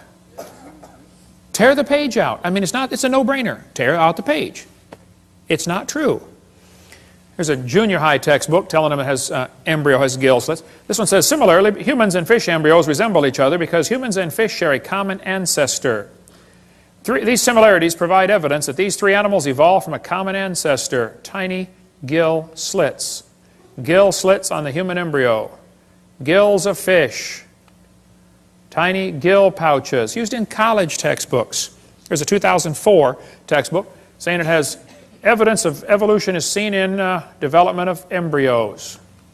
You can't get a high score on SAT or ACT tests unless you lie and say the baby has gill pouches. It's found on every single test we could find. If you don't believe in evolution, you won't score high to get into college, or at least give the evolution answer. Why would they keep this in the textbooks 130 years after it is proven wrong? There's only one answer I can come up with. I'll tell you in a minute. This one shows a 5 to 6 week embryo, and it says by 7 months the fetus looks from the outside like a tiny normal baby, but it's not. It's not a baby at 7 months. Hello, that's a lie. It's a human at conception. 34% of babies born at 5.5 months will survive. One lady had surgery on her baby before it was born. Cut the mother open, cut the uterus open, and the baby's holding the doctor's finger at 5 months along. Let's see, the angel of the Lord said, behold, thou art with fetus. No, I believe he said you're with child, didn't he? Yeah, it's a child before it's born. Yeah. Scott Peterson is accused of murdering his wife and unborn child. Now, Paul Azan, you hypocrite. Don't you think it's okay to have an abortion, and yet you call it an unborn child? Scott Peterson is found guilty of murdering his wife and son. That's because in California you have to have a double homicide to get the death penalty. So they want it to be a son or a child, but the rest of the time if you want to have an abortion it's okay. Now it's not a child, it's just a fetus. Well, let's get consistent here, folks, okay? Which is it? All right? More about embryology on this one, but why do they keep this in the textbooks? It's very simple. That's the only way to justify abortion. They want you to think it's not human yet. Somebody wants to reduce the population of this planet. And abortion has already done 20% of the entire world's population has been killed by abortion. 1 billion people. Let's see, Hitler killed 6 million, Stalin about 100 million, abortions 1,000 million. And that's going to work. We'll cover more on that on video 5. Anna Rosa had her arm chopped off in a botched abortion. She was born anyway. They thought they killed her. Everybody says, oh, that's terrible. What if they would have cut her head off instead? We never would have heard about Anna Rosa. Now, I live in Pensacola. You might have heard of my town. We've had 2 doctors that were doing abortions shot and killed. Several clinics have been blown up or burned down. I did not shoot any doctors, and I did not blow up any clinics, okay? And I don't think Jesus would do it that way. He grew up under Roman control. He didn't go around blowing up tanks and burning down bridges, okay? But when the first doctor got shot, I was preaching in Fort Lauderdale. The next day I flew home, and right in front of me on the airplane were 2 women from NOW, the National Organization for Wild Women. And they were flying up to Pensacola, going to have a big rally and march around town, you know. As we got off the airplane, I noticed on their shirt it had in huge block letters, choice above all. So, being my mild-mannered self, I said, excuse me, ma'am, what does this mean, choice above all? She said, a woman ought to have a right to choose. I said, choose what? She said, choose to have an abortion. It's her body. I said, well, yes, ma'am. If she wants to abort her body, I suppose that's fine. But it looks to me like she wants to abort somebody else's body. When you consider half of them are male, think about it. It's not her body. I said, by the way, ma'am, I'm kind of curious about this. I have 3 kids. I delivered one of my kids at home. I used to raise hamsters. I taught biology and anatomy. I'm kind of familiar with this process. I said, why does the woman's right to choice stop at birth? Why don't we let the mother choose to kill it after it's born? Be a lot safer and simpler. Hey, why don't we extend abortion rights up until the kid's 2 years old? I know a lot of mothers with a 2-year-old that have thought about it a time or two. I won't ask you to raise your hand, but I know you're out there. I got it. Let's extend abortion rights up until the kid is 18. I bet they'd behave a lot better. Son, one more time and I'm going to abort you. Hey, teacher, where's Johnny today? Oh, he didn't do his homework yesterday, so his mommy aborted him. Hey, grades would skyrocket, wouldn't they? By the way, Peter Singer is pushing for abortion after the baby's born. He's trying to get legislation passed so you can kill the baby up to 28 days after it's born and still call it an abortion. Have you ever noticed the news media calls them pro-choice and they call guys like me anti-abortion? I'm not. They do that anti-abortion because it's a negative sounding term. Pro-choice is such a positive sounding term. How about let's call me pro-life and call them pro-death, and we both get a positive sounding term. That's why I refuse to take the paper. I just can't stand their liberal slant on everything. We get a call once in a while, hey, you want to take the Pensacola News Journal? I say, no ma'am, we don't have a parakeet. That's what I tell them. See, the media will ignore the wishes of the majority and they're going to push their liberal agenda. We'll cover more on that on part 5.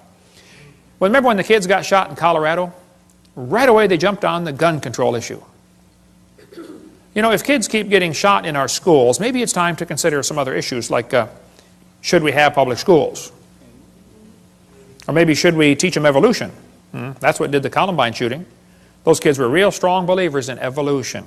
They made a videotape before the shooting. One of the boys said, he doesn't deserve the jaw evolution gave him. Look for his jaw, it won't be on his body. They were strong believers in evolution. They did the shooting on Hitler's birthday on purpose. They shot Isaiah Shoals just because he was black. Eric's t-shirt said, natural selection. And then Rosie O'Donnell said, see, we need more gun control. Rosie, Rosie, Rosie. Blaming guns for Columbine is like blaming spoons for Rosie O'Donnell being fat. It's not the spoon's fault. It's not the gun's fault, okay? Maybe certain criminals ought to be publicly executed. Maybe that's time to think that one through one more time. Maybe all law-abiding citizens should be required to carry guns to protect themselves. Suppose every teacher in the public school was required to be armed. Just suppose. How far down the hallway would those kids have gotten? Somebody sent me this button, proudly unarmed. Would you wear this? What does this say to a criminal? Rob me. Isn't that exactly what it says? Of course. The Founding Fathers gave us the Second Amendment so we could keep and bear arms, and it wasn't so we could go duck hunting. The purpose of the Second Amendment was so we could defend ourselves if the government goes bad. Last-ditch defense against an evil government is an armed citizenry. You ever notice a lot of animals that eat grass have horns? Did you know you don't need horns to eat grass? The purpose of the horns is to explain to the lion, stay off my back. I just want to eat the grass, leave me alone. And I think everybody ought to be armed, not so we can hurt anybody, but just so we can explain to people, leave me alone. Don't take my stuff. Don't break into my house. Don't steal my car. Don't come hurt my family. Okay? Thank you. Now, I probably waited too long. I didn't start my kids shooting until they were about 3. I probably should have started about 2, you know. Okay. Here's the logic they use to justify abortion. They're going to say, well, it's not human. Oh, brother. You're either dumb or you're lying. It's human at conception, okay? They're going to say, well, it's not viable. It can't live on its own. You're not viable yourself stark naked on the North Pole, you know. Can't live on its own. I know kids that are 25 that still come borrow money from Dad. Hey, Dad, can I borrow some money? You ought to be able to live on your own by now, son. They're going to say the child may be unwanted. There's kids that are already born that are unwanted. My parents moved 4 times when I was growing up, but I found them every time. By the way, there's probably 5 people in this room that have had an abortion. Now you listen carefully. God loves you. He can forgive you. It's not the unpardonable sin.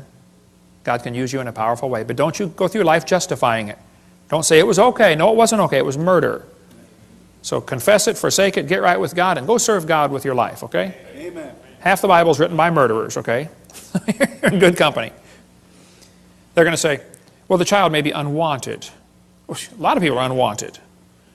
Year after year, the number of people waiting to adopt is about equal to the number of abortions. The babies are not unwanted, okay? They're going to say, well, the child may be a financial burden. Show me a kid that's not. Anybody got a kid that's not a financial burden? They're going to say it may be from rape or incest. Well, then you kill the rapist, not the baby. Execute the rapist and adopt out the baby. It's not that complicated. Hey, did you know it's illegal to shoot deer at night with spotlights in just about every state? Is it illegal in Tennessee to shoot deer at night with spotlights?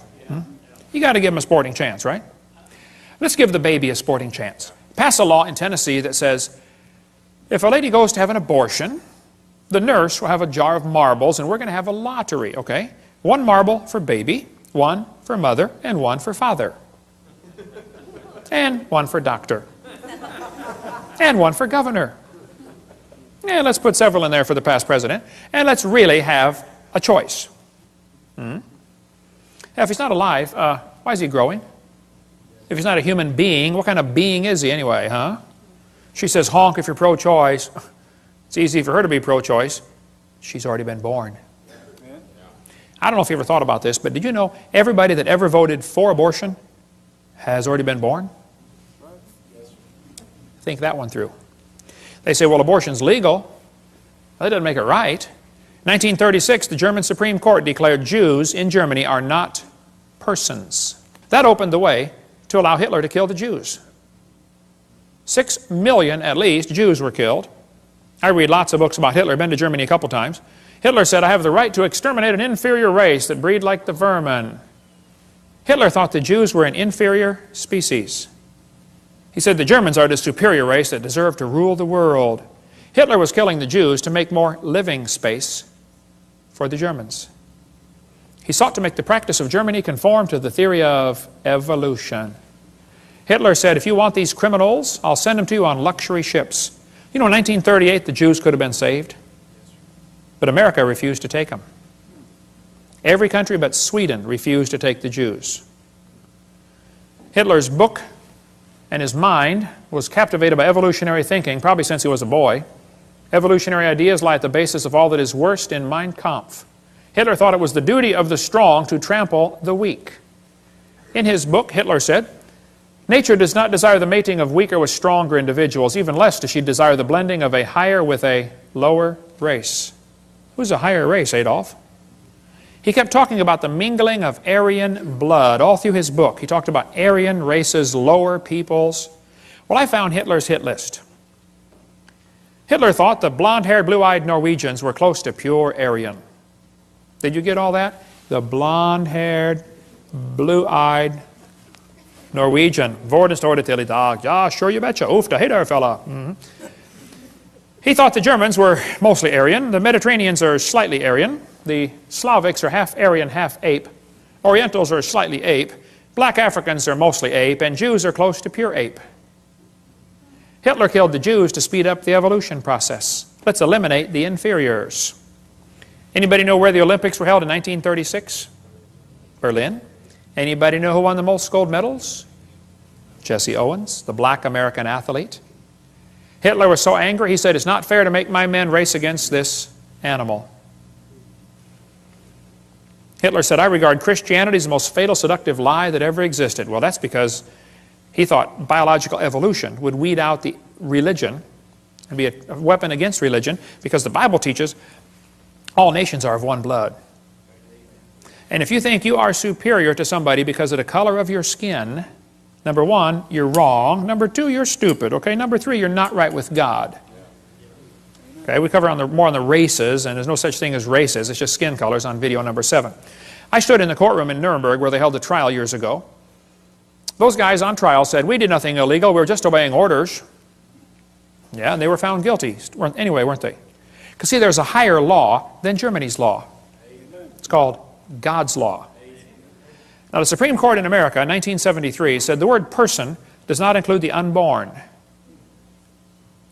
That's the decision that opened the way now for 45 million babies to be killed in America.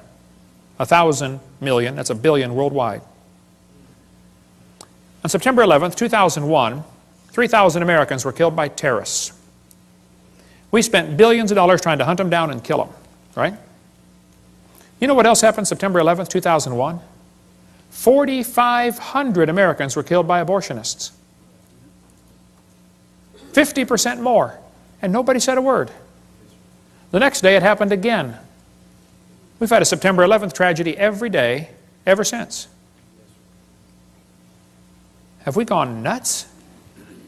Margaret Sanger started a group called Planned Parenthood to eliminate the inferior species. She wanted to wipe out the blacks, the Jews, and the Orientals. She thought they were human weeds. We could spend all day on Margaret Sanger, but they thought that, just like Hitler said the Jews are a parasite in the body of nations, Margaret Sanger said the unborn child is a parasite in the woman's body. No, it's a child, okay? It's a baby. We could spend all day on Margaret Sanger. We don't have to take time for that now, but this is a Planned Parenthood document from 1952.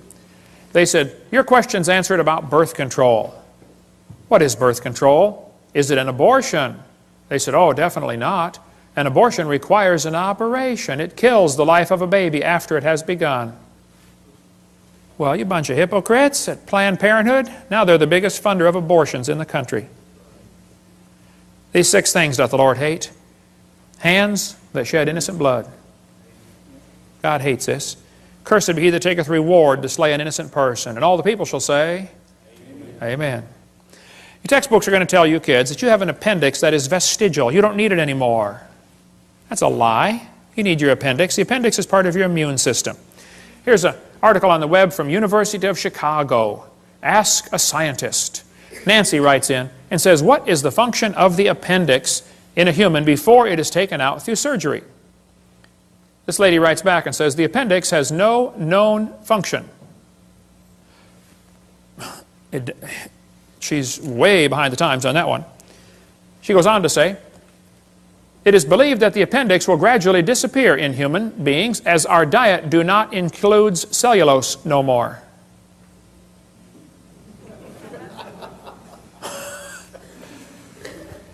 Our diet do not include cellulose no more. University of Chicago. Wow. Good place to get an education. Not in English, apparently. But in the first place, this is not true, okay? The appendix is part of your immune system. You need your appendix. The appendix activates killer B cells like your thyroid activates killer T cells. It's true you can live without your appendix. That's true. You could live without both your legs and both your arms and both your eyes and both your ears also. Doesn't prove you don't need them. If you take your appendix out, you got a much better chance of getting all sorts of diseases.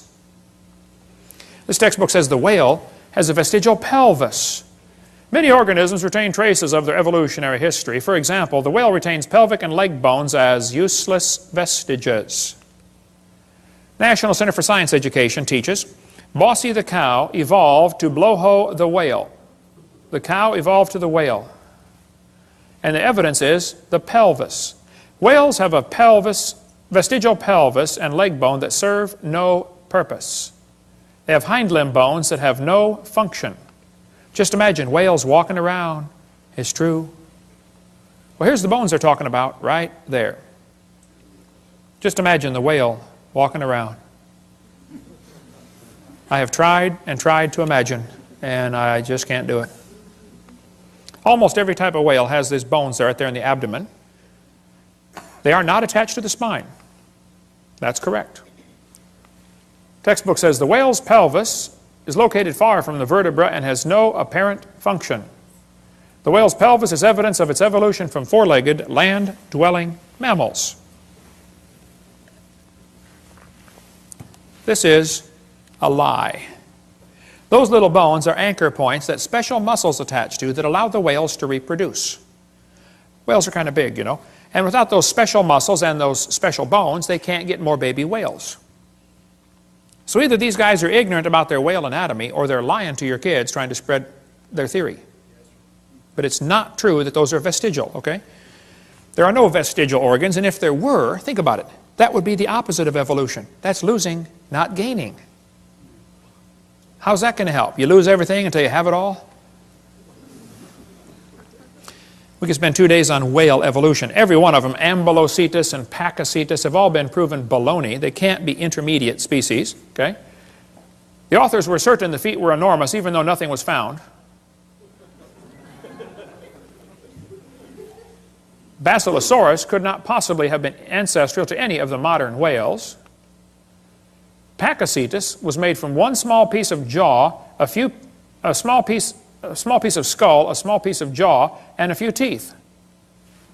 You find a little bit of jaw, a little bit of skull, a couple of teeth, and you know that it's half whale, half something on land?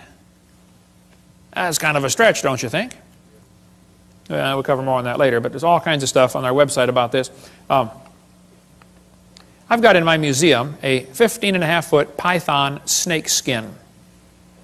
If you look at the south end of that snake skin, it's got a couple claws attached to a little 2-inch bone going up inside the snake's body. We've got them in our museum, okay? Textbook says, see, boys and girls, this is a vestigial structure. The boa and the python have these little tiny claws. Do whales or snakes have back legs? You can see that they don't. Yet, both animals have vestigial hip bones and leg bones where legs may once have existed. This is a lie. This textbook says they have reduced hind legs, rudimentary hind legs of a python snake. You've got to be kidding. Those little claws are used in mating, okay? The snake doesn't have any arms, and you can't talk and say, scoot over, honey, okay? This has nothing whatsoever to do with walking on land. It has to do with getting baby snakes. So once again, somebody's real dumb about their snake anatomy, or they're lying to your kids trying to spread their theory. This textbook shows the coccyx, the human tailbone, and at Discover magazine, and it says, that's all that's left of the tail that most mammals still use. Humans have a tailbone that is of no apparent use. I was in a debate in Huntsville, Alabama, against the president of the North Alabama Atheist Association. He got up in front of God and everybody and said, folks, I've got proof for evolution. Humans have a tailbone they no longer need. I said, Mr. Patterson, I taught biology and anatomy. I happen to know there are 9 little muscles that attach to the tailbone, without which you cannot perform some valuable functions. I won't tell you what they all are, but trust me, you need those muscles. I said, now, if you think the tailbone is vestigial, I, Kent Hovind, will pay to have yours removed. Bend over. Critical thinking, this book says, 2005 edition.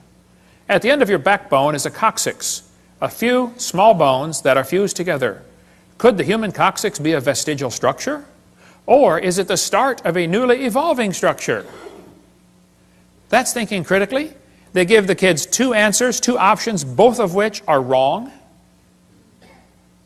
There's a third option, you know. Maybe it's fine just like it is.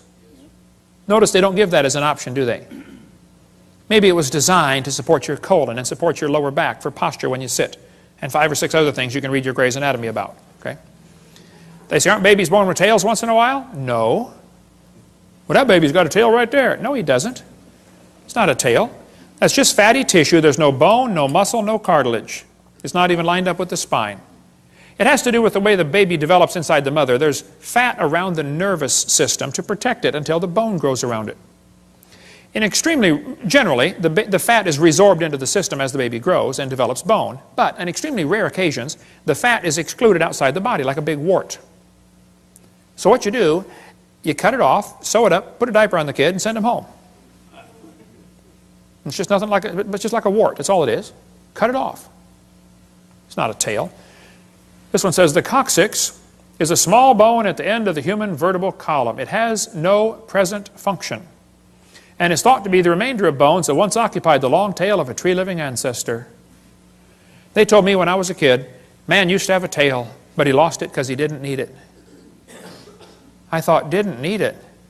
Have you ever thought how handy a tail would be? Have you ever come to the door with 2 sacks of groceries?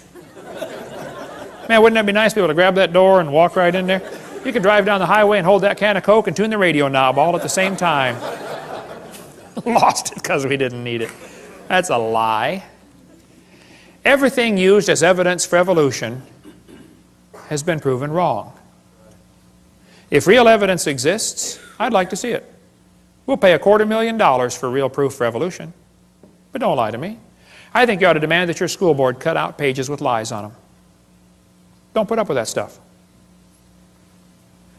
I was speaking at University of West Florida, and this one biology teacher said, "Hovind, I don't think we should deface textbooks." I said, "What do you mean?" He said, "Well, tonight you said we should cut out the pages with this stuff on it. We shouldn't deface a textbook."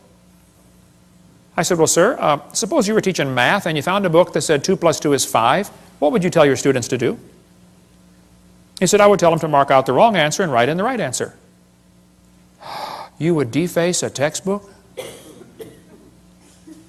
I said, "Now, sir, you teach biology, don't you?" He said, "Yes, I do." I said, "Well, suppose you found one of your textbooks that taught the embryo has gill slits or the snake has a vestigial pelvis or, you know, all this stuff I covered tonight. Are you going to tell your kids to tear that page out?" He said, "Oh, no, no." I said, "Would you tell them to mark it out and then write something in the column that it's not correct?" He said, "No, no, no." I said, "Would you at least put a warning sticker in the front cover that said, 'Hey kids, the information on page 85 is wrong'? Would you at least warn them?" He said, "Oh, no, no." I said, "You would correct a math book, but you won't correct a biology book." I said, "You, sir, are a hypocrite. And the folks in this county need to help you get a different job picking peaches or changing tires. But you got no business taking our tax dollars to lie to these kids coming through your class. We're paying for this school. Why don't you be respectful and resign or quit lying to the kids?" He said, "Hovind, you don't have much tact." Oh, I made full contact with that guy, that's for sure. Okay. Evolution is unproved and unprovable. We believe it because the only alternative is special creation. They just don't want to believe this. They don't want to believe in creation. And they're willing to believe a lie rather than believe the truth, just so they can support their wicked lifestyle. Psalm 94 says, "He that formed the eye, shall he not see?" God formed the eye. Eyeballs are incredibly complicated. Charles Darwin said, "To suppose that the eye could have been formed by natural selection seems, I freely confess, absurd." But then he goes on for 3 or 4 pages and says how he thinks it happened anyway. Your eyeball's amazing. You know, at the back of your eye, there are 137 million light-sensitive cells in 1 square inch, called your retina. All of them wired straight to the brain. How would you like to hook up 137 million electrical connections in 1 square inch? My Heavenly Father did. He's pretty smart, isn't he? Now, I debated one atheist one time, and he said, "Hovind, the eye is an example for evolution because it's poorly designed." I said, "What on earth are you talking about?" He said, "Well, the light comes into your eye, and then it goes through blood vessels in front of the retina." He said, "That's wired backwards." He said, "The octopus has a much better eye because their blood vessels are behind the retina." I said, "Sir, let me just explain something to you, okay?" I said, "We live in the air." Now, air is a pretty poor insulator for UV light.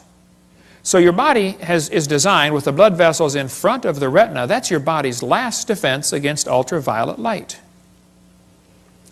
Now, octopus live in the water. Okay? Water blocks UV light. So they don't need their blood vessels in front. See, we're designed for living in air, and they're designed for living in water. Now, if you want to swap eyes with an octopus, you just go ahead, sir, but you're going to be blind in a few days, okay? Because they don't have the blood vessels in front to block the UV light. What a dumb evidence for evolution.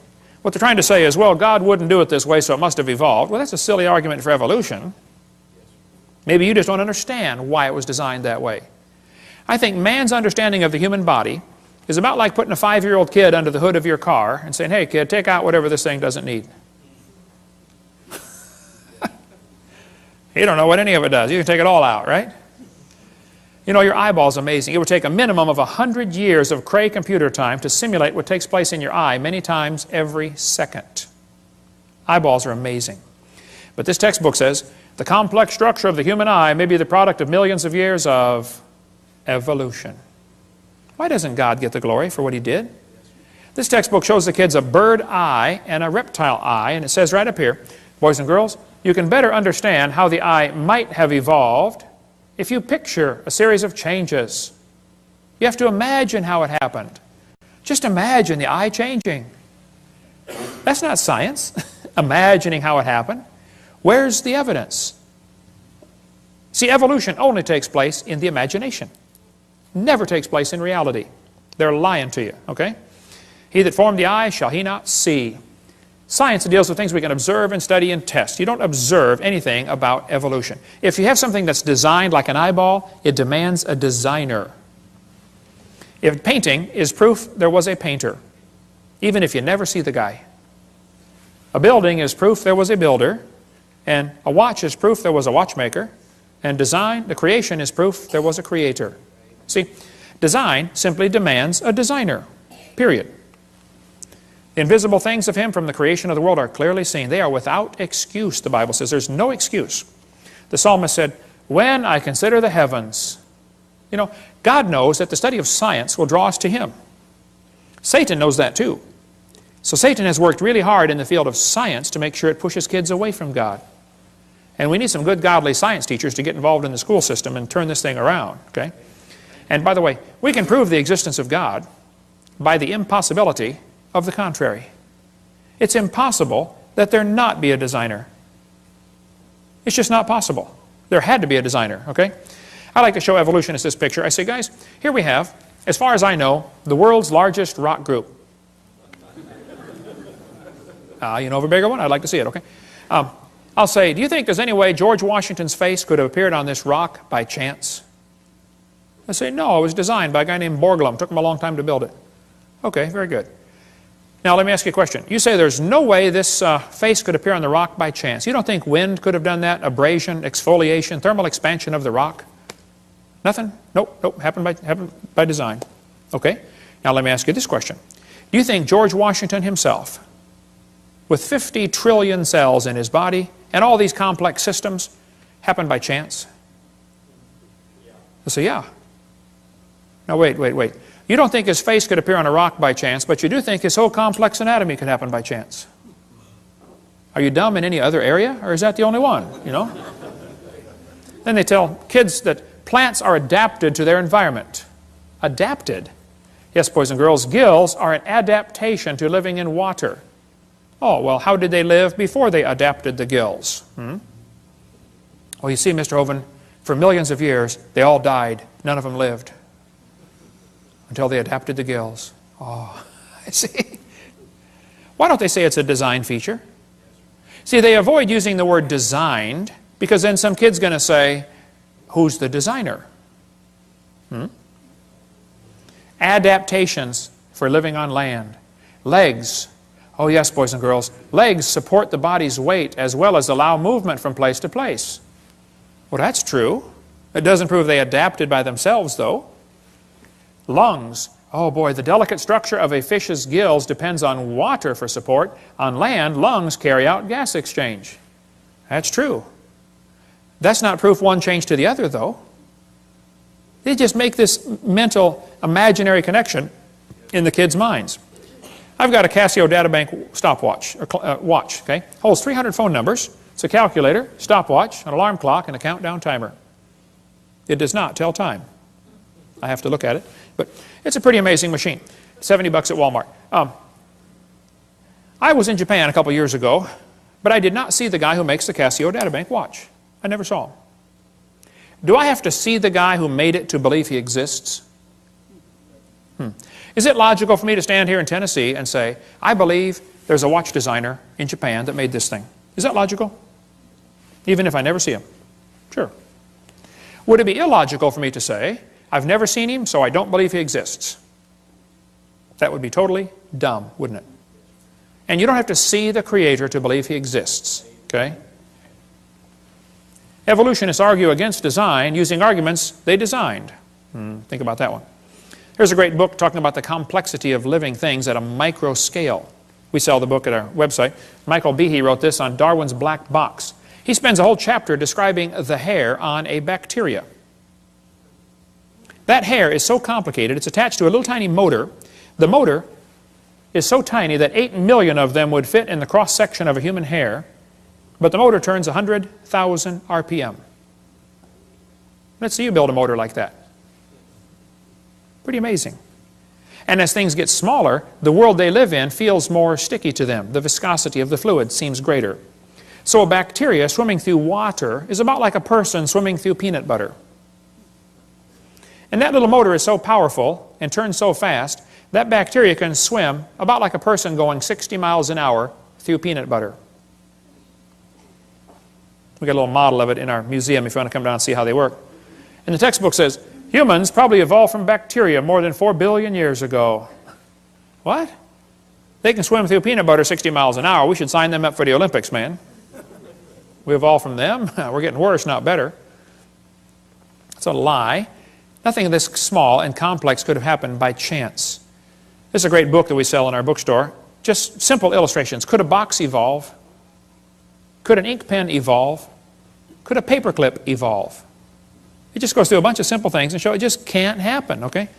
Then they talk about the origin of life. Yes, boys and girls, how living things started from non-living matter. This is pure baloney, how they teach this in the books. We're going to cover that after a quick break. Cover a few more lies in the textbooks and then tell you what you can do about it. Some practical steps to fix the problem right after the break.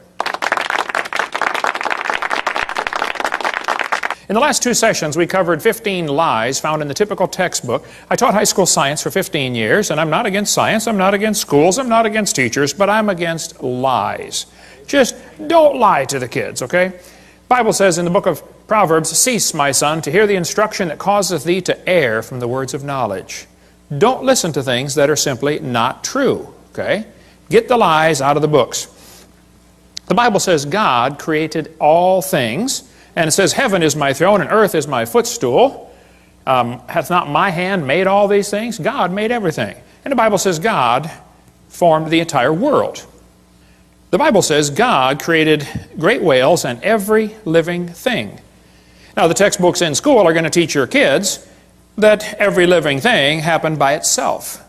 They're not going to teach them God created every living thing, that's for sure. Here's a textbook that says, "The history of life on earth began about 3.5 billion years ago. How this occurred has been and will continue to be a topic for inquiry." Let me give you the Hovind translation of what they just said. What they just said is, it's okay to inquire how it evolved. It is not okay to inquire if it evolved. Hey kids, you're allowed to research, how did evolution happen? And if some kid says, well, maybe it didn't happen at all. Oh, shut up, kid, you're out of my class, okay? The only way you can research is, how did it happen? You cannot even ask the question, did it happen? That's not education. That's indoctrination. Okay? I'm sick and tired of paying for that stuff. Now, nobody knows how a mixture of lifeless chemicals spontaneously organize themselves into the first living cell. Paul Davies said, nobody has a clue how life got started from non-living material by itself. There is not even a good theory how it can happen, but the textbooks are going to teach your kids it just happened, okay? They just tell them, hey, it happened. And you can't even consider the option that maybe God made it. Here's what happened. Back in the 50s, 2 guys, Miller and Urey, decided to figure out how life evolved. So they took a mixture of chemicals and ran it through these tubes and tried to create life in the laboratory. The experiment's been duplicated many, many times, always been a failure, and always created more problems for the evolutionist. This textbook says, although he never proved how life originated, he did add evidence to the theory that life could have started by itself. That is a lie. All they did was create problems for the idea that life could have started by itself. This one says, swirling in the waters of the oceans is a bubbling broth of complex chemicals. Progress from a complex chemical soup to a living organism is very slow. Oh, it sure is. It don't even happen. That's how slow it is. There are several different articles that say life came from clay. Yep, got some clay together and poof, came alive on the bottom of the ocean. They did not address the origin of life in Darwin's book, and it's never been figured out since how life could have started. What he did is he took these 4 chemicals and put them in these glass tubes, made them circulate around, and tried to create life in the laboratory. This textbook says, many important events occurred during the Archean era, the most important of which was the evolution of life. Progress from complex molecules to the simplest living organism was a very long process. I guess so. If you give it billions of years, somehow it looks more reasonable, This one says, the first living cells emerged between 4 billion and 3.8 billion years ago. There is no record of the event. but you better believe it and you're going to be tested on it. The first self-replicating systems must have emerged in this organic soup. So great-great-great-great-grandpa was soup. This is one of the lies in the textbooks you kids have to face. Nobody has a clue how life could have gotten started by non-living chemicals. Even Haeckel confessed, he's the guy we talked about in the last session, that made up the idea that the embryo has gill slits, you know, so they could justify abortion. Haeckel said, he claimed that spontaneous generation must be true, not because it had been proven in the laboratory, but because otherwise it would be necessary to believe in a creator. Well, Ernst, I'm sorry, bud, that's just the way it goes. Okay, there's a creator, whether you like it or not, okay? So have they really produced life in the laboratory? Oh, they haven't even come close. Here's what they did. They took 4 gases. They took methane, ammonia, water vapor, and hydrogen, ran them through these tubes, ran it through a spark chamber supposed to simulate lightning. And say, we're going to put them together and make life in the laboratory. At the bottom of the flask, they got this red goo, and they kept draining the goo off, because if it went through the spark again, it would destroy it. So they had to make the goo and then save it from the next spark, okay? They said in the textbook here it was rich in amino acids, this red goo was. Well, that's simply a lie, okay? They didn't come close to making life. The problem is they had a reducing atmosphere. In other words, he excluded oxygen. You can look at his 4 gases. There's no oxygen there. He knew if he had oxygen in there, it would oxidize whatever chemicals tried to combine. You know, you cut a banana open and lay it on the table, it turns brown, it oxidizes. You don't paint your car, and it oxidizes, it rusts. Well, living cells will oxidize quickly in the presence of oxygen. So he didn't put any oxygen in there. That creates a serious problem, because if you have oxygen, you cannot get life to come from non-living chemicals. The problem is ozone is made from oxygen, and ozone blocks UV light, and UV light destroys ammonia, and ammonia is one of the 4 gases he's got. So you cannot get life to evolve with oxygen, and you cannot get life to evolve without oxygen. Because if you don't have oxygen, you don't have ozone, and now your ammonia gets destroyed. It's just not going to work either way. And the earth has always had oxygen, even more than today. This guy said, what evidence is there for a primitive methane ammonia atmosphere on earth? The answer is there is no evidence for it, but much against it. We find in general no evidence in the sedimentary distribution of carbon, sulfur, uranium, etc., of an oxygen-free atmosphere ever existed on the earth. If somebody tells you the early earth had a reducing atmosphere, you tell them Kent Hovind said they're confused or they're deliberately lying, because it's not true. The earth has always had oxygen. This article said, it's suggested from the earliest dated rocks at 3.7 billion years ago, earth had an oxygenic atmosphere. They've always known the earth had oxygen, even more than we have today. We covered that on seminar part 2, how the early earth probably had even more oxygen, made them live longer. This textbook says there was no oxygen on the earth, which is a lie, and then it says the rocks absorbed it. Hello? How can they absorb it if it wasn't there? Well, think about it. Second problem they had with the Miller experiment, they filtered out the product. That is not realistic for nature, okay? They saved the goo from getting sparked the second time because it would have destroyed it. What he actually made in this experiment was 85% tar, 13% carboxylic acid. Now, both of those are poisonous to life.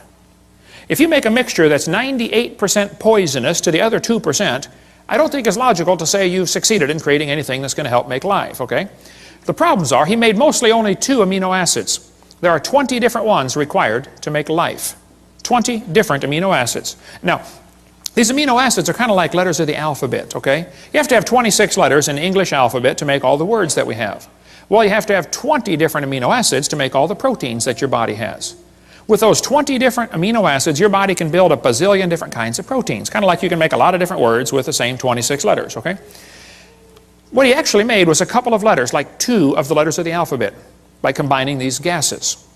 This creates a real problem since half of them were left-handed and half of them were right-handed. What he actually made was amino acids, only 2 of them, and half of them were backwards. I mean, if I drop letters of the alphabet, there's a 50-50 chance some of them are going to land upside down. They don't do any good. You have to have them all facing the right way. The smallest proteins we know of have about 70 to 100 amino acids, all of them facing the right way. This greatly compounds the problem, okay? DNA and RNA are all right-handed, all other proteins are left-handed. It's a very puzzling fact. All proteins that have been investigated from animals, plants, and higher organisms, and from simple organisms, bacteria, molds, even viruses, are made of left-handed amino acids. They're all that way. So he's really got a problem since half of his letters were backwards. And there are hundreds of amino acids required to combine in just the right way to make a protein, and they unbond in water faster than they bond. And they claim this all happened in the oceans. Well, the oceans are completely full of water, all the way to the bottom. And Brownian motion is going to drive them apart. It's not going to put them together. One of the lies in the textbooks is that they made life in the laboratory. They have all they've done. Every experiment has made the problem worse for the evolutionist, okay? Spontaneous generations do not occur spontaneously in water. Life is not going to get started in this way. There's a whole lot more in the book, Icons of Evolution, if you want a lot more on the subject to go down deep. But they got this weird idea in their head that all they have to do is get all the right chemicals together and then add energy, and it'll make life. Okay, well, let's do an experiment. Let's put a frog in a blender and turn it on. In a matter of moments, you will have frog nog. And you will have all of the chemicals required to make a frog in one blender, right? Then we're going to add energy. You can turn it on puree for 30 minutes. You can nuke it, microwave it, zap it with jumper cables. I don't care what you do. Drop a hand grenade in there. Add all the energy you want, okay? How long will it take to reassemble the frog? It'll never happen. See, just getting the chemicals together isn't the problem. You go to the mortuary, you got a dead body laying there, you got all the chemicals required for life right there in one spot. Bring it back to life. Life is something different. I don't think science has ever defined that clearly, but they talk about how we all came from this early life form. Once this first life form got started, this single cell, then it evolved into everything else. Like this textbook shows the kids that a bacteria slowly evolved to a human. These trees of life are absolute propaganda. There is no evidence for any of these, okay? Even Mary Leakey said, those trees of life with the branches of our ancestors, that's a lot of nonsense, okay? Stephen Gould said the evolutionary trees that adorn our textbooks are not the evidence of fossils, that's for sure. There is no evidence that any animal is related to any other kind of animal. But this textbook says, all the many forms of life on Earth today are descended from a common ancestor found in a population of primitive unicellular organisms. There's no such thing as a primitive unicellular organism. If it's alive, it's complicated. We'll cover more on that in a minute. And then it says, no traces of those events remain. What they do is they tell the kids, okay kids, the mammals, the birds, and the crocodiles have a common ancestor. They draw these trees in the books, and they look so pretty, and the kid goes, wow, they've got proof. I saw it in my book. No, they've got a picture in your book, okay? Everything inside that circle is pure religious speculation. They think it happened, they hope it happened, but there is zero evidence for anything inside that circle. It's one of the lies you're going to have to face in your textbook. The Bible says if you offend one of these little ones, you'd be better off with a millstone about your neck. Go swimming. These folks teaching evolution are in serious trouble when they stand before God. Then they tell them we come from a simple, primitive, unicellular organism. Look, just because it's smaller doesn't mean it's simpler. A paramecium is more complicated than a space shuttle, and you can put thousands of those into one drop of water. Smaller is not simpler. That's one of the lies in the textbooks. I'll show you. Here's a microchip inside a paperclip. Pretty small. Not simple. This microchip is being held in the mouth of an ant, and that little microchip can process every letter of the Bible 200 times per second. Smaller is not simpler. I'll show you. Let's compare the brain of a honeybee to NASA's Cray computer. At one time, the world's fastest computer, I think they got a faster one now. The brain of a honeybee is pretty small. The Cray computer is huge. We would all agree there's a size difference, right? Okay. Now, the Cray computer could do 6 billion calculations per second. It was estimated that the honeybee's brain is doing about 1 trillion calculations per second, 1,000 billion. So that little honeybee brain is about 133 times faster than a Cray computer. The Cray uses many megawatts. It's power hungry. The honeybee uses 10 microwatts. Did you know honeybees not only make honey, they fly on honey. That's their energy source. And a honeybee can fly 1,000,000 miles on 1 gallon of honey. How would you like a machine that gets 1,000,000 miles per gallon? Especially at today's price of gas, right? Fill up once and you're done for the rest of your life. The Cray cost $48 million. The honeybee's brain is pretty cheap. You splat them on your windshield all the time, right? Many people scramble when the Cray breaks down. Nobody heals the honeybee. A self-healing computer. Steve, you work on computers. How'd you like one of them? Something crashes, reconfigures itself, fixes it all up, no problem. Cray weighed 2,300 pounds. Honeybee's brain doesn't weigh too much. So what should we conclude? Let's see, the supercomputer is huge, it is slow, it is very inefficient, it is power hungry, and it had to be designed. We all know that, right? But yet they turn around and look at the honeybee and say, well, that happened by chance. And the brain of a human is a whole lot more complex than a honeybee. For heaven's sake. Your brain can hold more information than the entire British Library. The human brain is phenomenal, okay? You have more computational power in bits per second than the entire national telephone system. One brain surgeon estimated that there are more connections in just one person's brain, there are more connections than the entire electrical system of the United States. How many wires have been connected together in the United States, would you guess? Inside every computer and inside every machine and inside every building? Like zillions of them. One brain has more than that. One professor told me that he believed in evolution, and I said, well, sir, do you believe your brain is nothing but 3 pounds of chemicals that got together by chance? He said, yeah. I said, then how can you trust your thoughts and the conclusions you come to? Maybe you got a chemical in there backwards. He did, by the way, several actually. But then they tell the kids, well, DNA is pretty tiny, but that proves evolution.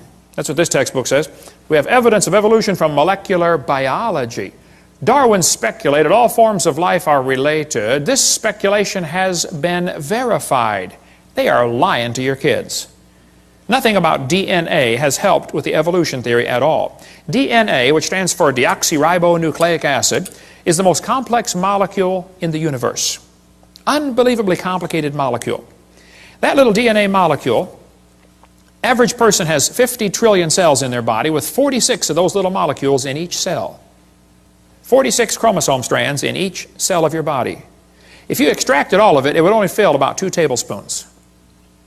But if you took those DNA strands and unwound them, stretched them out, tied them together, one person's DNA would reach from Earth to the moon and back over 500,000 times.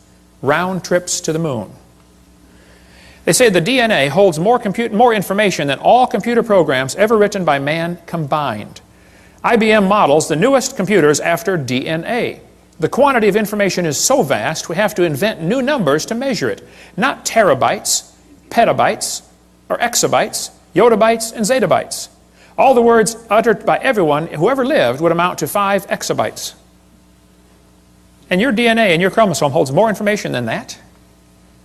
It is so unbelievably complex. If you typed out the code found in your DNA, when you got done typing, you'd have enough books to fill Grand Canyon 78 times. That's the instructions to make you. I'd say you're pretty special. Quite a list of instructions to make you.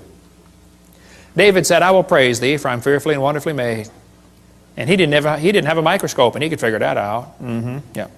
You know, from conception to birth, the baby adds 15,000 cells per minute to its body. Each one is more complicated than a space shuttle. How would you like to be in charge of the supply end of supplying a factory that is producing 15,000 space shuttles a minute? And it's your job to make sure they have all the nuts and bolts and screws and everything they need to put that thing together. Some of you women are saying, boy, I did it, and that's hard too. Sometimes they want pickles in the middle of the night, you know. What are you building down there anyway, you know? The probability of one DNA happening by chance has been calculated to be 1 in 10 to the 119,000th power. That's a big number when you figure the entire visible universe is about 10 to the 28th inches in diameter. DNA has not proven anything that would help the evolution theory. It's been made the problem much, much, much worse. But let's just assume that the chromosome number means something. And that, you know, it could evolve. Okay, well then I did some research on this.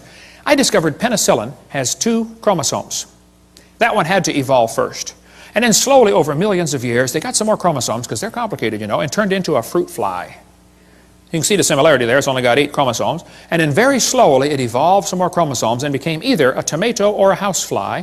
Very tough to tell the difference. They're identical twins, you know. And then very slowly over millions of years it evolved into either a pea or a bee. You can see the similarity there, you know, pea, bee, very similar. And slowly became lettuce and then a carrot. And finally, when we got to 22 chromosomes, triplets. The possum, the redwood tree, and the kidney bean all have 22 chromosomes. Average scientists cannot tell them apart. Let's see, which one is which here? Okay, let's see, tree, possum, bean, and we have 46, folks. And if we can just get 2 more, the next step of human evolution, we're going to become a tobacco plant. I know some already smell like it. Sometimes I'll get on the elevator and I'll say, man, you're evolving, you're way ahead of me. And it probably won't happen in my lifetime, but we might get enough chromosomes someday to be either a dog or a chicken. They're twins too, you know. And then way down the road, you know, we're going to become a carp. They got double the chromosomes we do. And someday, star date 34, 95, 72, we're going to become a fern. I was at a church one time and this lady walked up to me afterwards and she said, Mr. Hovind, I'm fern. I shook hands with that hand right there. I'll never wash it again. Hey, how come the evolutionists are always comparing things that fit their theory? Why don't they show us the things that don't fit their theory? Like, let's just say we're going to examine how things evolved based upon how long they lived. Well, we could arrange animals by how long they live, and we'll find out the hamster evolved first, slowly turned into a cat, and then a canary, and then a dog, and then a chimpanzee, and an alligator, elephant, horse, turtle, and human. We made it, folks. We made it. Let's arrange the animals based on how long they're pregnant, their gestation period. Well, in that case, the possum, only 13 days. How'd you like that, ladies? Only be pregnant for 13 days. Not bad, huh? Yeah, I'd have a bunch of kids in. Slowly evolved into a hamster, then a rat, then a rabbit, kangaroo, on down the list, and the elephant. 640 days. They are the winner. The most evolved creature on earth. Or maybe, you can see here the cat and the dog are identical twins, you know. Maybe we should arrange them based on how much they weigh in their adult form. Well, the shrew only weighs 4 grams. Slowly it became a mouse. And very slowly, over billions of years, became a whale. The whale's the most evolved now. Why don't they show us these charts, huh? And why is it that amphibians have 5 times more DNA than mammals, and some amoeba have 1,000 times more DNA? They don't tell us these things because it doesn't fit their theory. It's impossible to arrange in any sort of evolutionary series based on just one little bit of facts. You better find all the facts. You find out this evolution theory fails miserably. But they tell the kids, we're going to think critically. Boys and girls, there are 20 kinds of amino acids. That's a fact. Explain how this fact supports the idea that all life shares a common ancestor. How's a Christian kid supposed to answer that for homework for Monday? Don't you see a built-in assumption in this question? That's not learning to think critically. Would the kid be allowed, teacher, to explain how this fact that all life forms have 20 amino acids, would the kid be allowed to say, maybe that proves the intelligence of a common designer? Maybe God gave all the animals the same basic 20 amino acids so that we don't have to just eat each other, you know. I mean, if they're all totally different, wildly different kinds, then we could only eat other humans. But see, God made it this way so the brown cow can eat the green grass and give the white milk and make the yellow butter, and I eat it and get the blonde hair. Maybe that's why there's all the same basic building blocks. Yeah. One of the lies they face in the textbooks is this idea that all these similarities prove a common ancestor. Well, let's pretend that it does, okay? This textbook says humans and orangutans are 96% similar, proving a common ancestor 15 million years ago. I don't think so. Humans and chimps have thousands of differences. Thousands of differences. Overall, this guy says the genetic difference is only 1.6%. Oh, that's what they used to think, but that's a lie. Barney Maddox was the leading genome researcher on this project. He said the genetic difference between human and chimpanzee is at least 1.6%. That doesn't sound like much, but calculated out, that's a gap of 48 million nucleotides. And a change of only 3 nucleotides is fatal to an animal. He said it's not going to happen. That's when they thought the difference was 1.6%. It's still too big of a gap. Now then, later they found out, oh, actually it's a 95% similarity, which is 5% difference. And just recently they said, oh no, wow, look at this, it's 7.7% difference. The difference, the more we study about this, the worse the problem gets for the evolutionist. Actually, it's becoming worse by the day. This result is based on only 1 million DNA bases out of 3 billion. They've only analyzed 1/3000th of the human DNA code. Very small percent has actually been analyzed. French and American scientists have mapped chromosome 14, the longest sequence to date, and the site of more than 60 disease genes. The feat enlisted nearly 100 researchers and marks the 4th of the 24 human chromosomes mapped so far. If somebody tells you they have mapped the entire human genome, you tell them Kent Hovind said they're mistaken or they're lying. Okay? They've only mapped a small percentage. Okay? Then it says, the French National Sequencing Center said the chromosome is comprised of more than 87 million pairs of DNA, all of which have been sequenced, so the chromosome's map includes no gaps. This is the longest piece of contiguous DNA sequenced. 87 million pairs, a fraction of the total 3 billion pairs found in the human genome. They still don't know how much there's in there, and it's already 7.7% difference. This researcher said, human genome is littered with up to 20,000 pseudogenes. That proves evolution. I get this in debates all the time. They'll say, what about the pseudogenes? I said, there's no such thing. They say, well, yeah, there are thousands of pseudo, which means a false gene. It doesn't do anything. Oh, no. Those pseudogenes serve several purposes. Number one, they serve as decoys to draw poisons away from the real ones. Number two, they serve as backup mechanism. It's like your computer has an automatic backup. You know, if a piece of the memory gets destroyed, another one of those pseudogenes jumps right in, takes over. No, there's not. They took out some of the pseudogenes to see what would happen. They said, well, the mouse doesn't need these things. Let's take them out. And there's how they turned out. They were deformed terribly. No such thing as a pseudogene. The pseudogene may function as a decoy to lure away destructive enzymes. Discover Magazine of '03. We could spend all day on DNA sequencing, but you know, it could be. We have similar DNA to other animals because we have the same designer. You know, similar bridges would have similar blueprints, wouldn't they? Similar cars would have similar instructions on how to build them, how to make them. Man has a pretty good understanding of how cars work. My daddy started us boys off working on cars when we were, 7 years old. I've had 128 cars, I believe. I've rebuilt the motors, the transmissions, the wobulator shafts, the differentials, the high-speed Canuten valves, and the muffler bearings. I have a pretty good understanding of how cars work. But understanding the operation of a car does not explain the origin of the car. Big difference. See? Let's suppose your son turns 16. All of my kids did a few years ago. Your son comes up and says, hey, Dad, I got my license.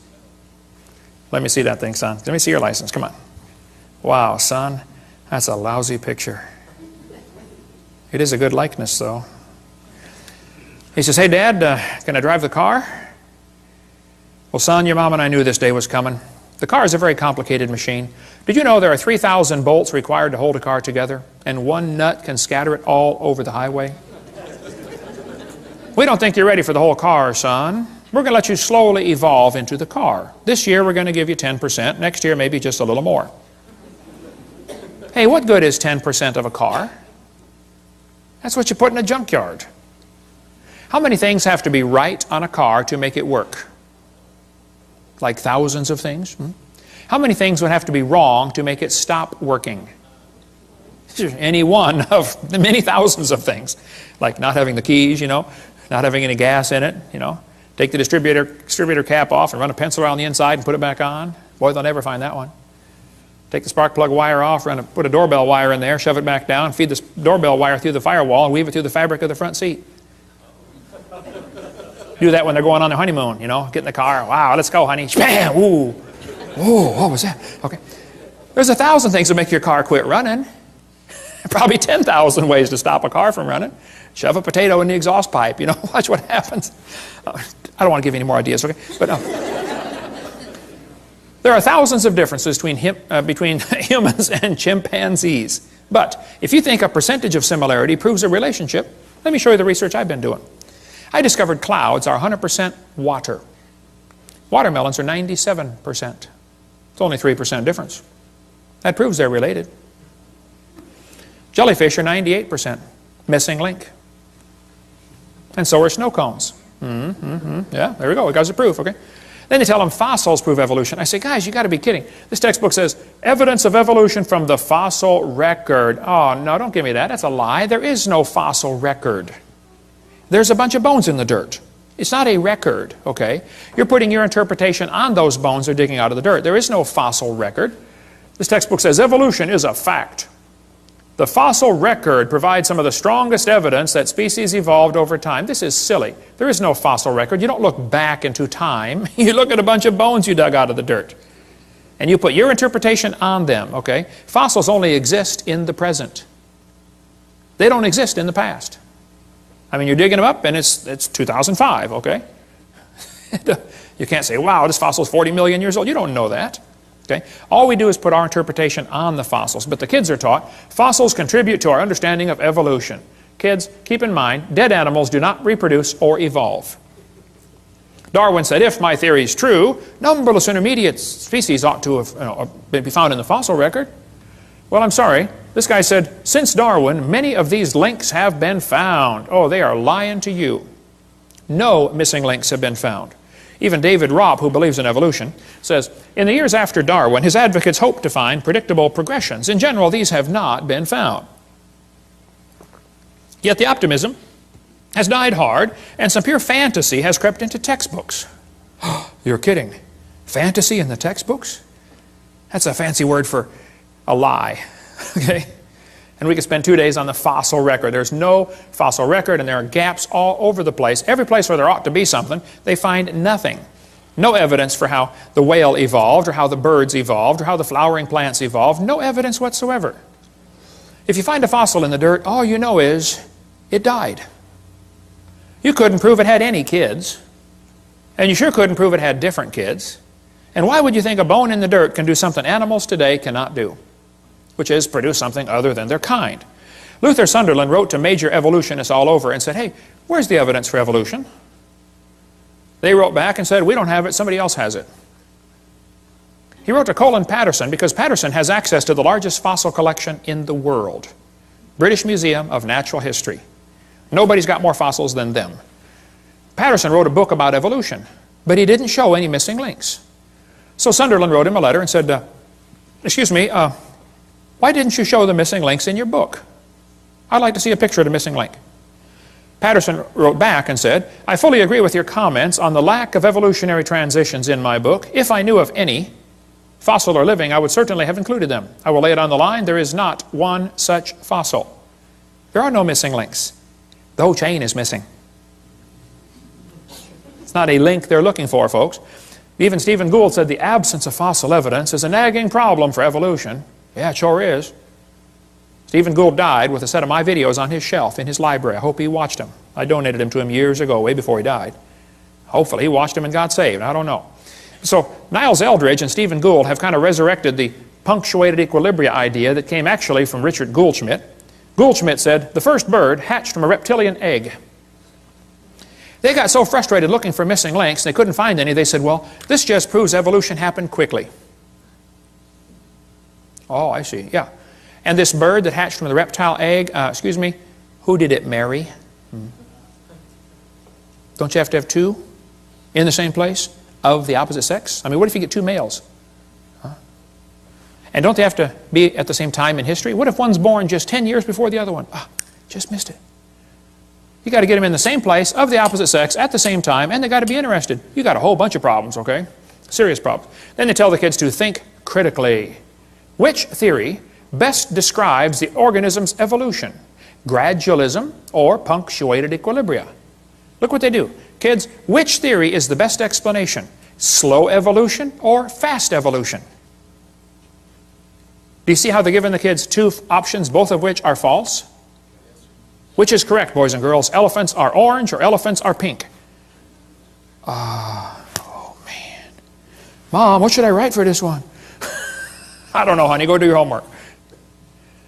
They're neither one. You realize how frustrating this is for Christian kids to go through public schools and have this kind of stuff day after day after day, and how it wears at their faith? And they finally just start giving the evolution answers. And 75% of the kids from Christian homes are being destroyed and losing their faith going through these public schools. That's not thinking critically. This textbook says, which is correct, boys and girls? Did evolution happen gradually or in short leaps and punctuated equilibria? They give them two options. Evolution happened slowly or evolution happened quickly. These guys are not capable of thinking outside the box. It didn't happen at all. Is that an option? But I guarantee if a kid puts it didn't happen at all on his test question, the teacher's going to count it wrong. I debated Dr. Pigliucci from Knoxville, Tennessee, UT Knoxville. I said, Dr. Pigliucci, you've studied and taught evolution of plants for 10 years. You've received $650,000 in grant money to study the evolution of plants.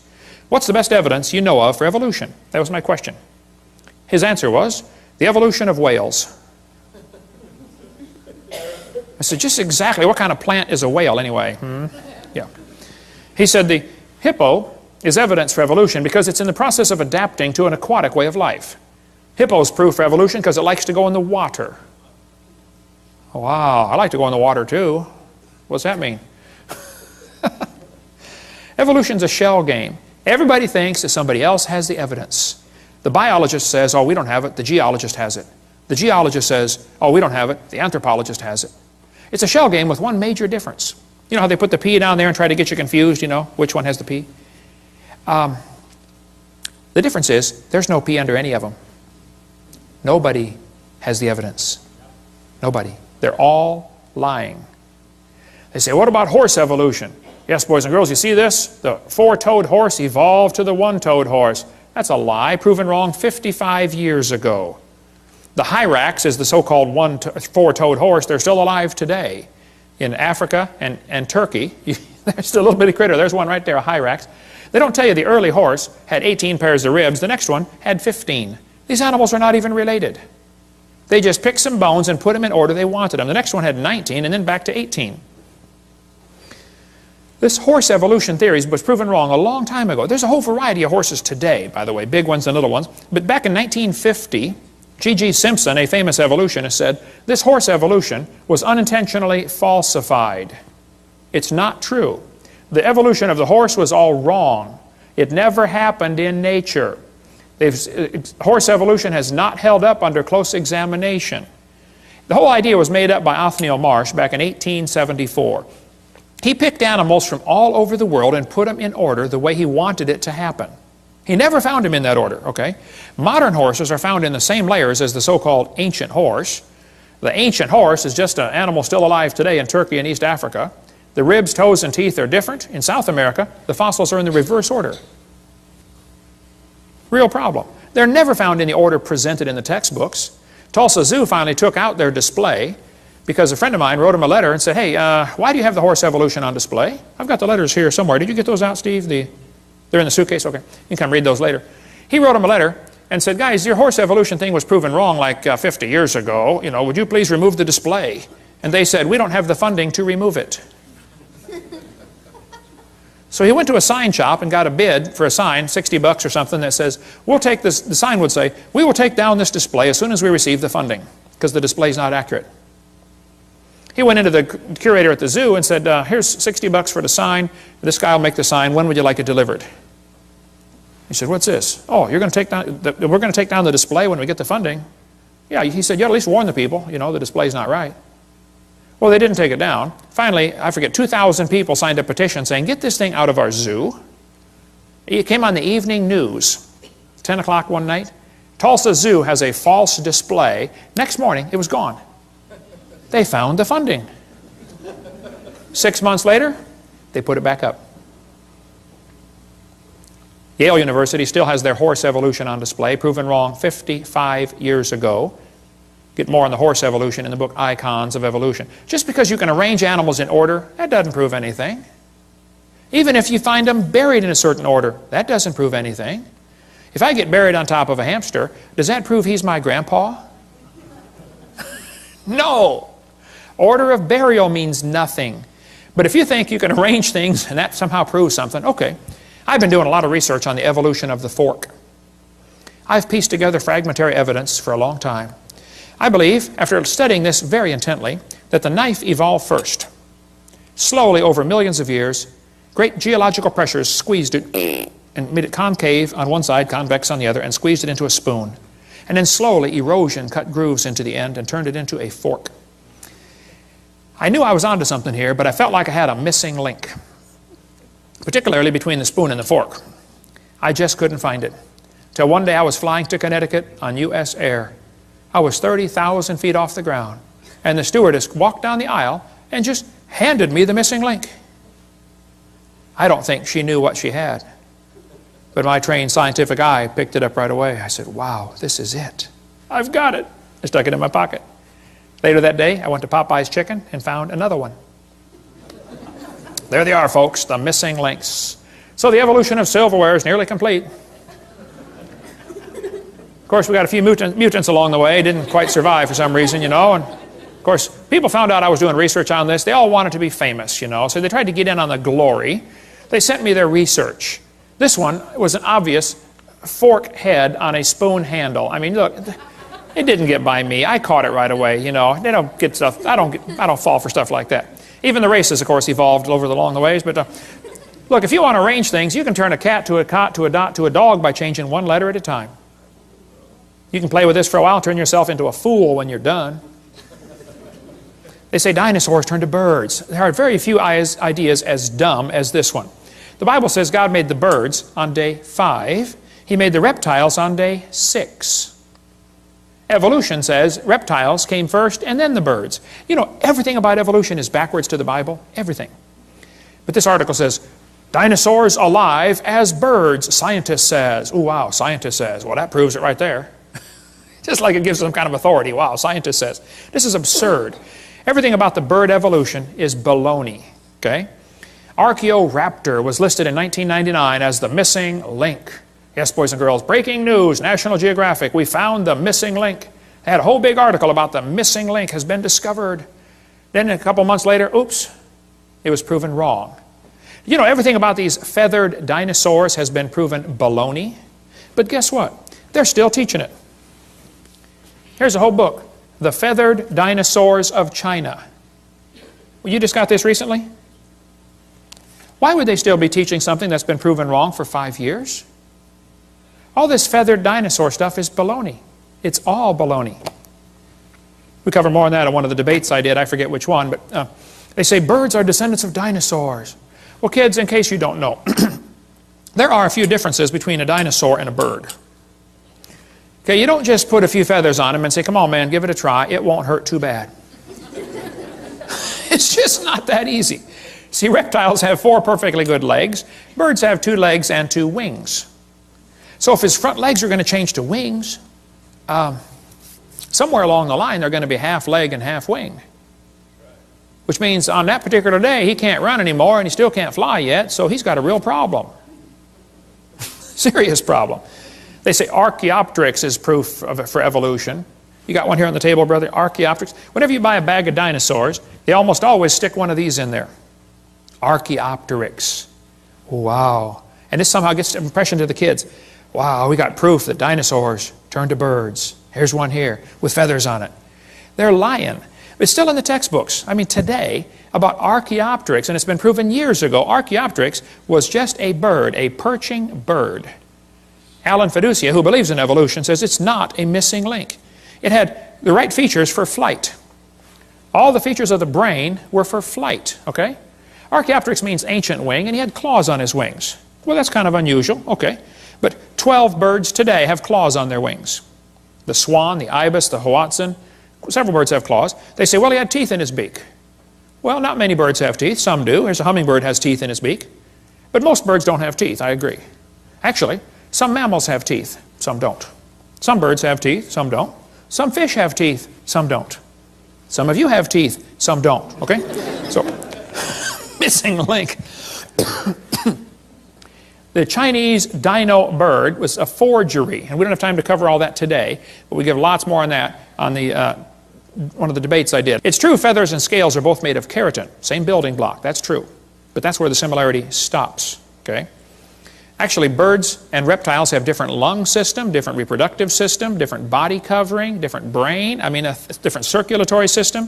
Thousands of differences exist between dinosaurs and birds. That could be a whole seminar by itself. It's interesting, there are 2 different kinds of dinosaurs, the bird hip and the lizard hip dinosaur. Their hips are very different.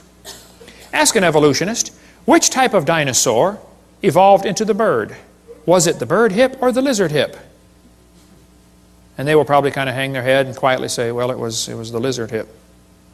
Oh, so now the hip's got to turn around backwards too. In addition to the billions of other changes you got to make, there's no evidence of how dinosaurs evolved to birds. None. 0. So who's right? Well, Richard Dawkins said, it's absolutely safe to say if you meet someone who claims not to believe in evolution, that person is ignorant. stupid or insane or wicked? Sounds like he's open for a discussion. When I went to England, we tried everything to get to debate Richard Dawkins. He refused. He hung up on my secretary. His secretary hung up on me when I called back. Jesus said, you shall love the Lord your God with all your mind. There's no mental reason to reject Christianity. It's a logical deduction to say, hey, there must have been a designer. You see something complicated like this world, you say, hey, must have been a designer. Evolution's not a fact. It's not even a good theory. It's not even a hypothesis. It's a metaphysical research program. Julian Huxley said, I suppose the reason we leapt at origin of species was the idea of God interfered with our sexual mores. We don't want God telling us what to do. Evolution is a religion. Even Michael Ruse said that. He said, I'm an ardent evolutionist and an ex-Christian. But I must admit that in his one complaint, Mr. Gish is but one of many to make it. The literalists are absolutely right. Evolution is a religion. This was true of evolution in the beginning, and it's true of evolution still today. We believe in evolution because the only alternative is creation. And that's right. That is the only alternative. One Russian atheist astronomer came over here to America, and he was speaking at the university, and he said, folks, either there is a God or there isn't. I thought, wow, now that's a brilliant conclusion to come to. But then he said, both possibilities are frightening. I thought, wow, now that is a brilliant statement. See, if there is a God, we better find out who He is and find out what He wants and do what He says. If there is no God, we're in trouble. We're hurtling through space at 66,000 miles an hour and nobody's in charge. That's a scary thought. Even one famous scientist said, this evolution, transformationism, is a fairy tale for adults. The theory has helped nothing in the progress of science. It is useless. Even if evolution theory is true, it's useless. It's of no value to science whatsoever. Evolution is a kind of dogma which its own priests no longer believe, but which they uphold for the people. Even most scientists don't believe in this, but they're afraid of losing their job or their research grant money, or they're afraid of peer pressure. No different than a fifth grader afraid what the other fifth graders think of them. We got college professors out there teaching these lies that I've covered just because they have to, because that's their job. Muggeridge said, I'm convinced the theory of evolution will be one of the great jokes in the history books of the future. Satan is a liar. And everything about this theory is based on lies. Even Thomason said, these evolution, people who go about teaching evolution are great con men. The story they are telling may be the greatest hoax ever. We do not have one iota of fact to support this evolution theory. So Fred Hoyle, the famous astronomer, said, well, life is so complicated, it could not have evolved on Earth, so it must have come from outer space. Well, duh. All that does is postpone the problem. How did it happen out there? This guy says, evolution is a light which illuminates all facts. All lines of thought must follow. This is what evolution is. Well, Pierre de Chardin, the Catholic priest that got most of the Catholics to believe in evolution, including the Pope, who's 3 times now said, we believe in evolution. Pierre de Chardin is one of the guys responsible for the great Piltdown hoax. He's a liar. Absolute bald-faced liar. God's Word is a light. Okay? Not evolution is a light. But if a kid goes 12 or 15 years to school in your school system, how's he going to view the world? Probably like an evolutionist. Why would they teach these lies? Well, some people think that if everybody believes in evolution, that will make it true. It doesn't matter if everybody believed in it. That wouldn't make it true yet, okay? Some people teach the lie to keep the paycheck coming in. Kids, there are teachers that don't believe in evolution, but they keep teaching it anyway because they like their paycheck every Friday. And they will lie to you to keep their paycheck coming in. Some understand the bigger picture, how evolution is the foundation for the New World Order. We cover more on that on Seminar Part 5. Evolution is the foundation for Marxism, Nazism, communism, socialism. That's why when I do debates, I always call it creation versus evolutionism. It drives them nuts, because they're used to saying, oh, it's evolution versus creationism. They always put the ism on creation. So when I flash up my sign at the beginning, it says, creation versus evolutionism debate. They always sit there with that puzzled look on their face. They're trying to read it thinking, you know, something doesn't look right about that, but I don't know what it is. Just get the little jab in there, you know. Why do people believe in evolution? Well, you might want to get this book, The Case Against Darwin. Excellent, short book, quick read for your intellectual friends that want to get the quick picture. Some people, that's all they've ever been taught. When I spoke in Russia, I was over there at the university. There were 30 professors came in to hear me speak. And after about an hour, one of the professors was crying. And I asked the interpreter, I said, what's he crying about? And she said, he's never heard the creation story. He didn't know there was one. All he's ever heard is evolution. He wants you to keep going. I went for another hour. I spoke at a public school over there in Russia. The room would seat 400 kids. They had 700 high schoolers come in there and listen to me for 2 hours. I mean, you could have heard a pin drop the whole time. I couldn't believe it. When I asked the principal before I started, I said, hey, are there any things I shouldn't say to these kids? I know this is a public school. It's kind of sensitive. He said, what do you mean? I said, well, I'm a Christian. Is it okay to tell them, you know, mention the Bible? He said, oh, yeah. Tell them anything you want. I said, well, would it be okay if I told them, you know, how to go to heaven? He said, sure, please do. These kids would love to hear about Christianity. They've never heard any of this. Wow. Door you can drive a truck through, brother.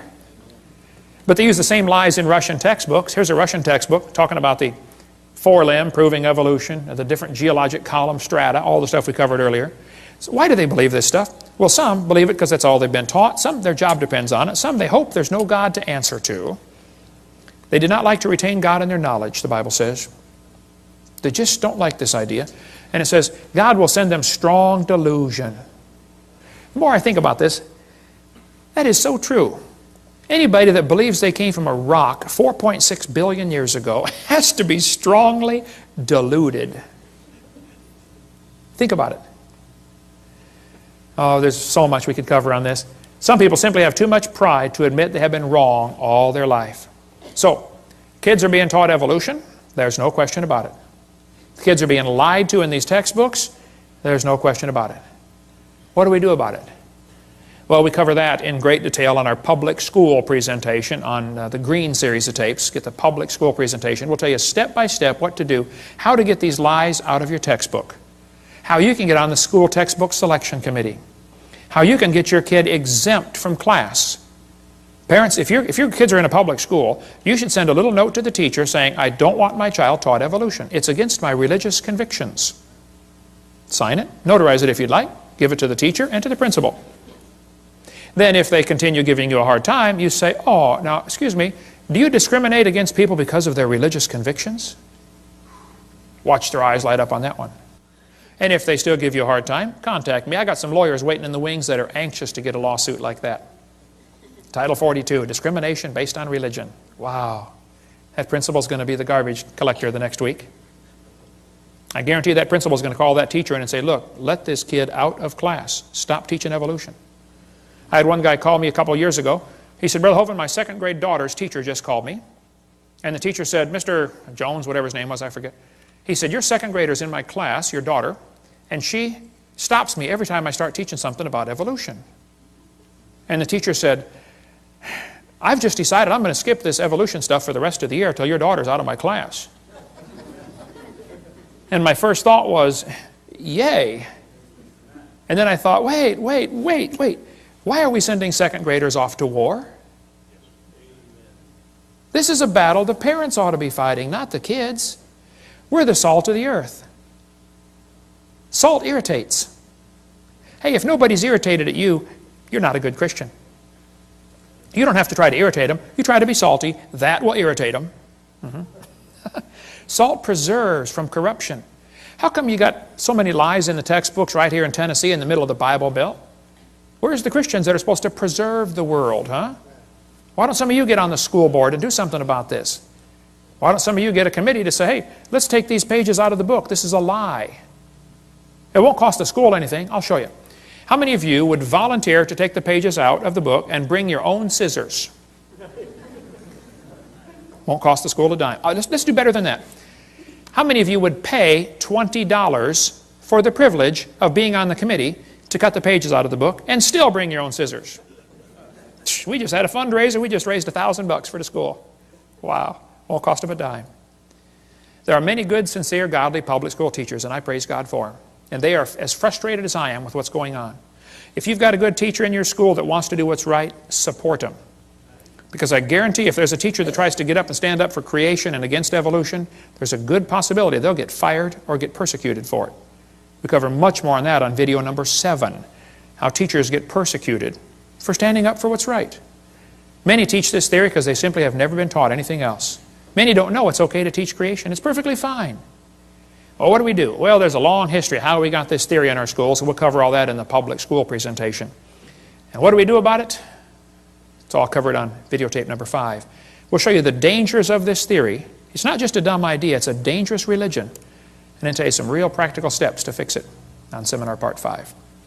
Thank you for joining us. We hope you've enjoyed this video series on creation, evolution, and dinosaurs. Much more important, though, than knowing all the truth and facts about science is to know the truth about whether you're going to heaven or not. If you've never trusted Christ as your Savior, let me explain quickly what you need to do to go to heaven. The Bible says we're all sinners. We've all broken God's laws. We've disobeyed the Creator. We've done wicked things. We're sinners. Some are worse than others, at least in man's eyes, but we've all broken God's laws. And the Bible says you have to repent. The word repent means to turn. It actually means two things, to turn from your sin and to turn to God. God's looking for a change in your attitude where you say, Lord, I don't want to do wrong anymore. I'm sorry, I've offended you. I want to do right.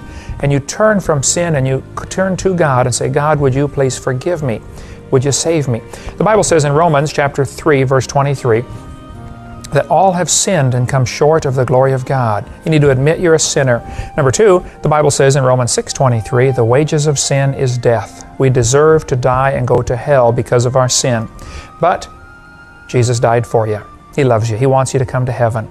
And anybody that will ask Him for the free salvation, God will give you the gift of eternal life. It says in Romans 6:23. It's a free gift.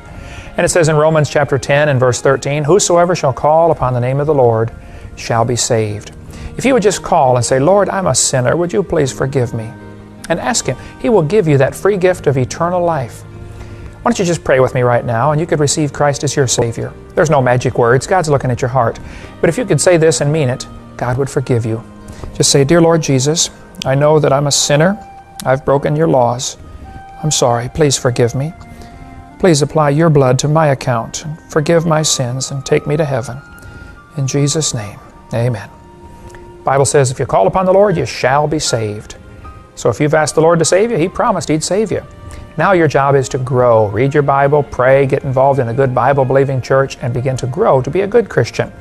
Thank you so much. Call or write if we can be any help at all. We'd be glad to help.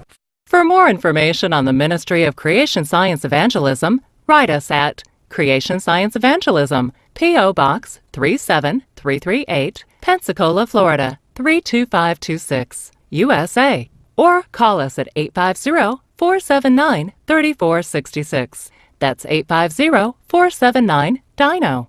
You may also visit us on the web at www.drdino.com. That's www.drdino.com.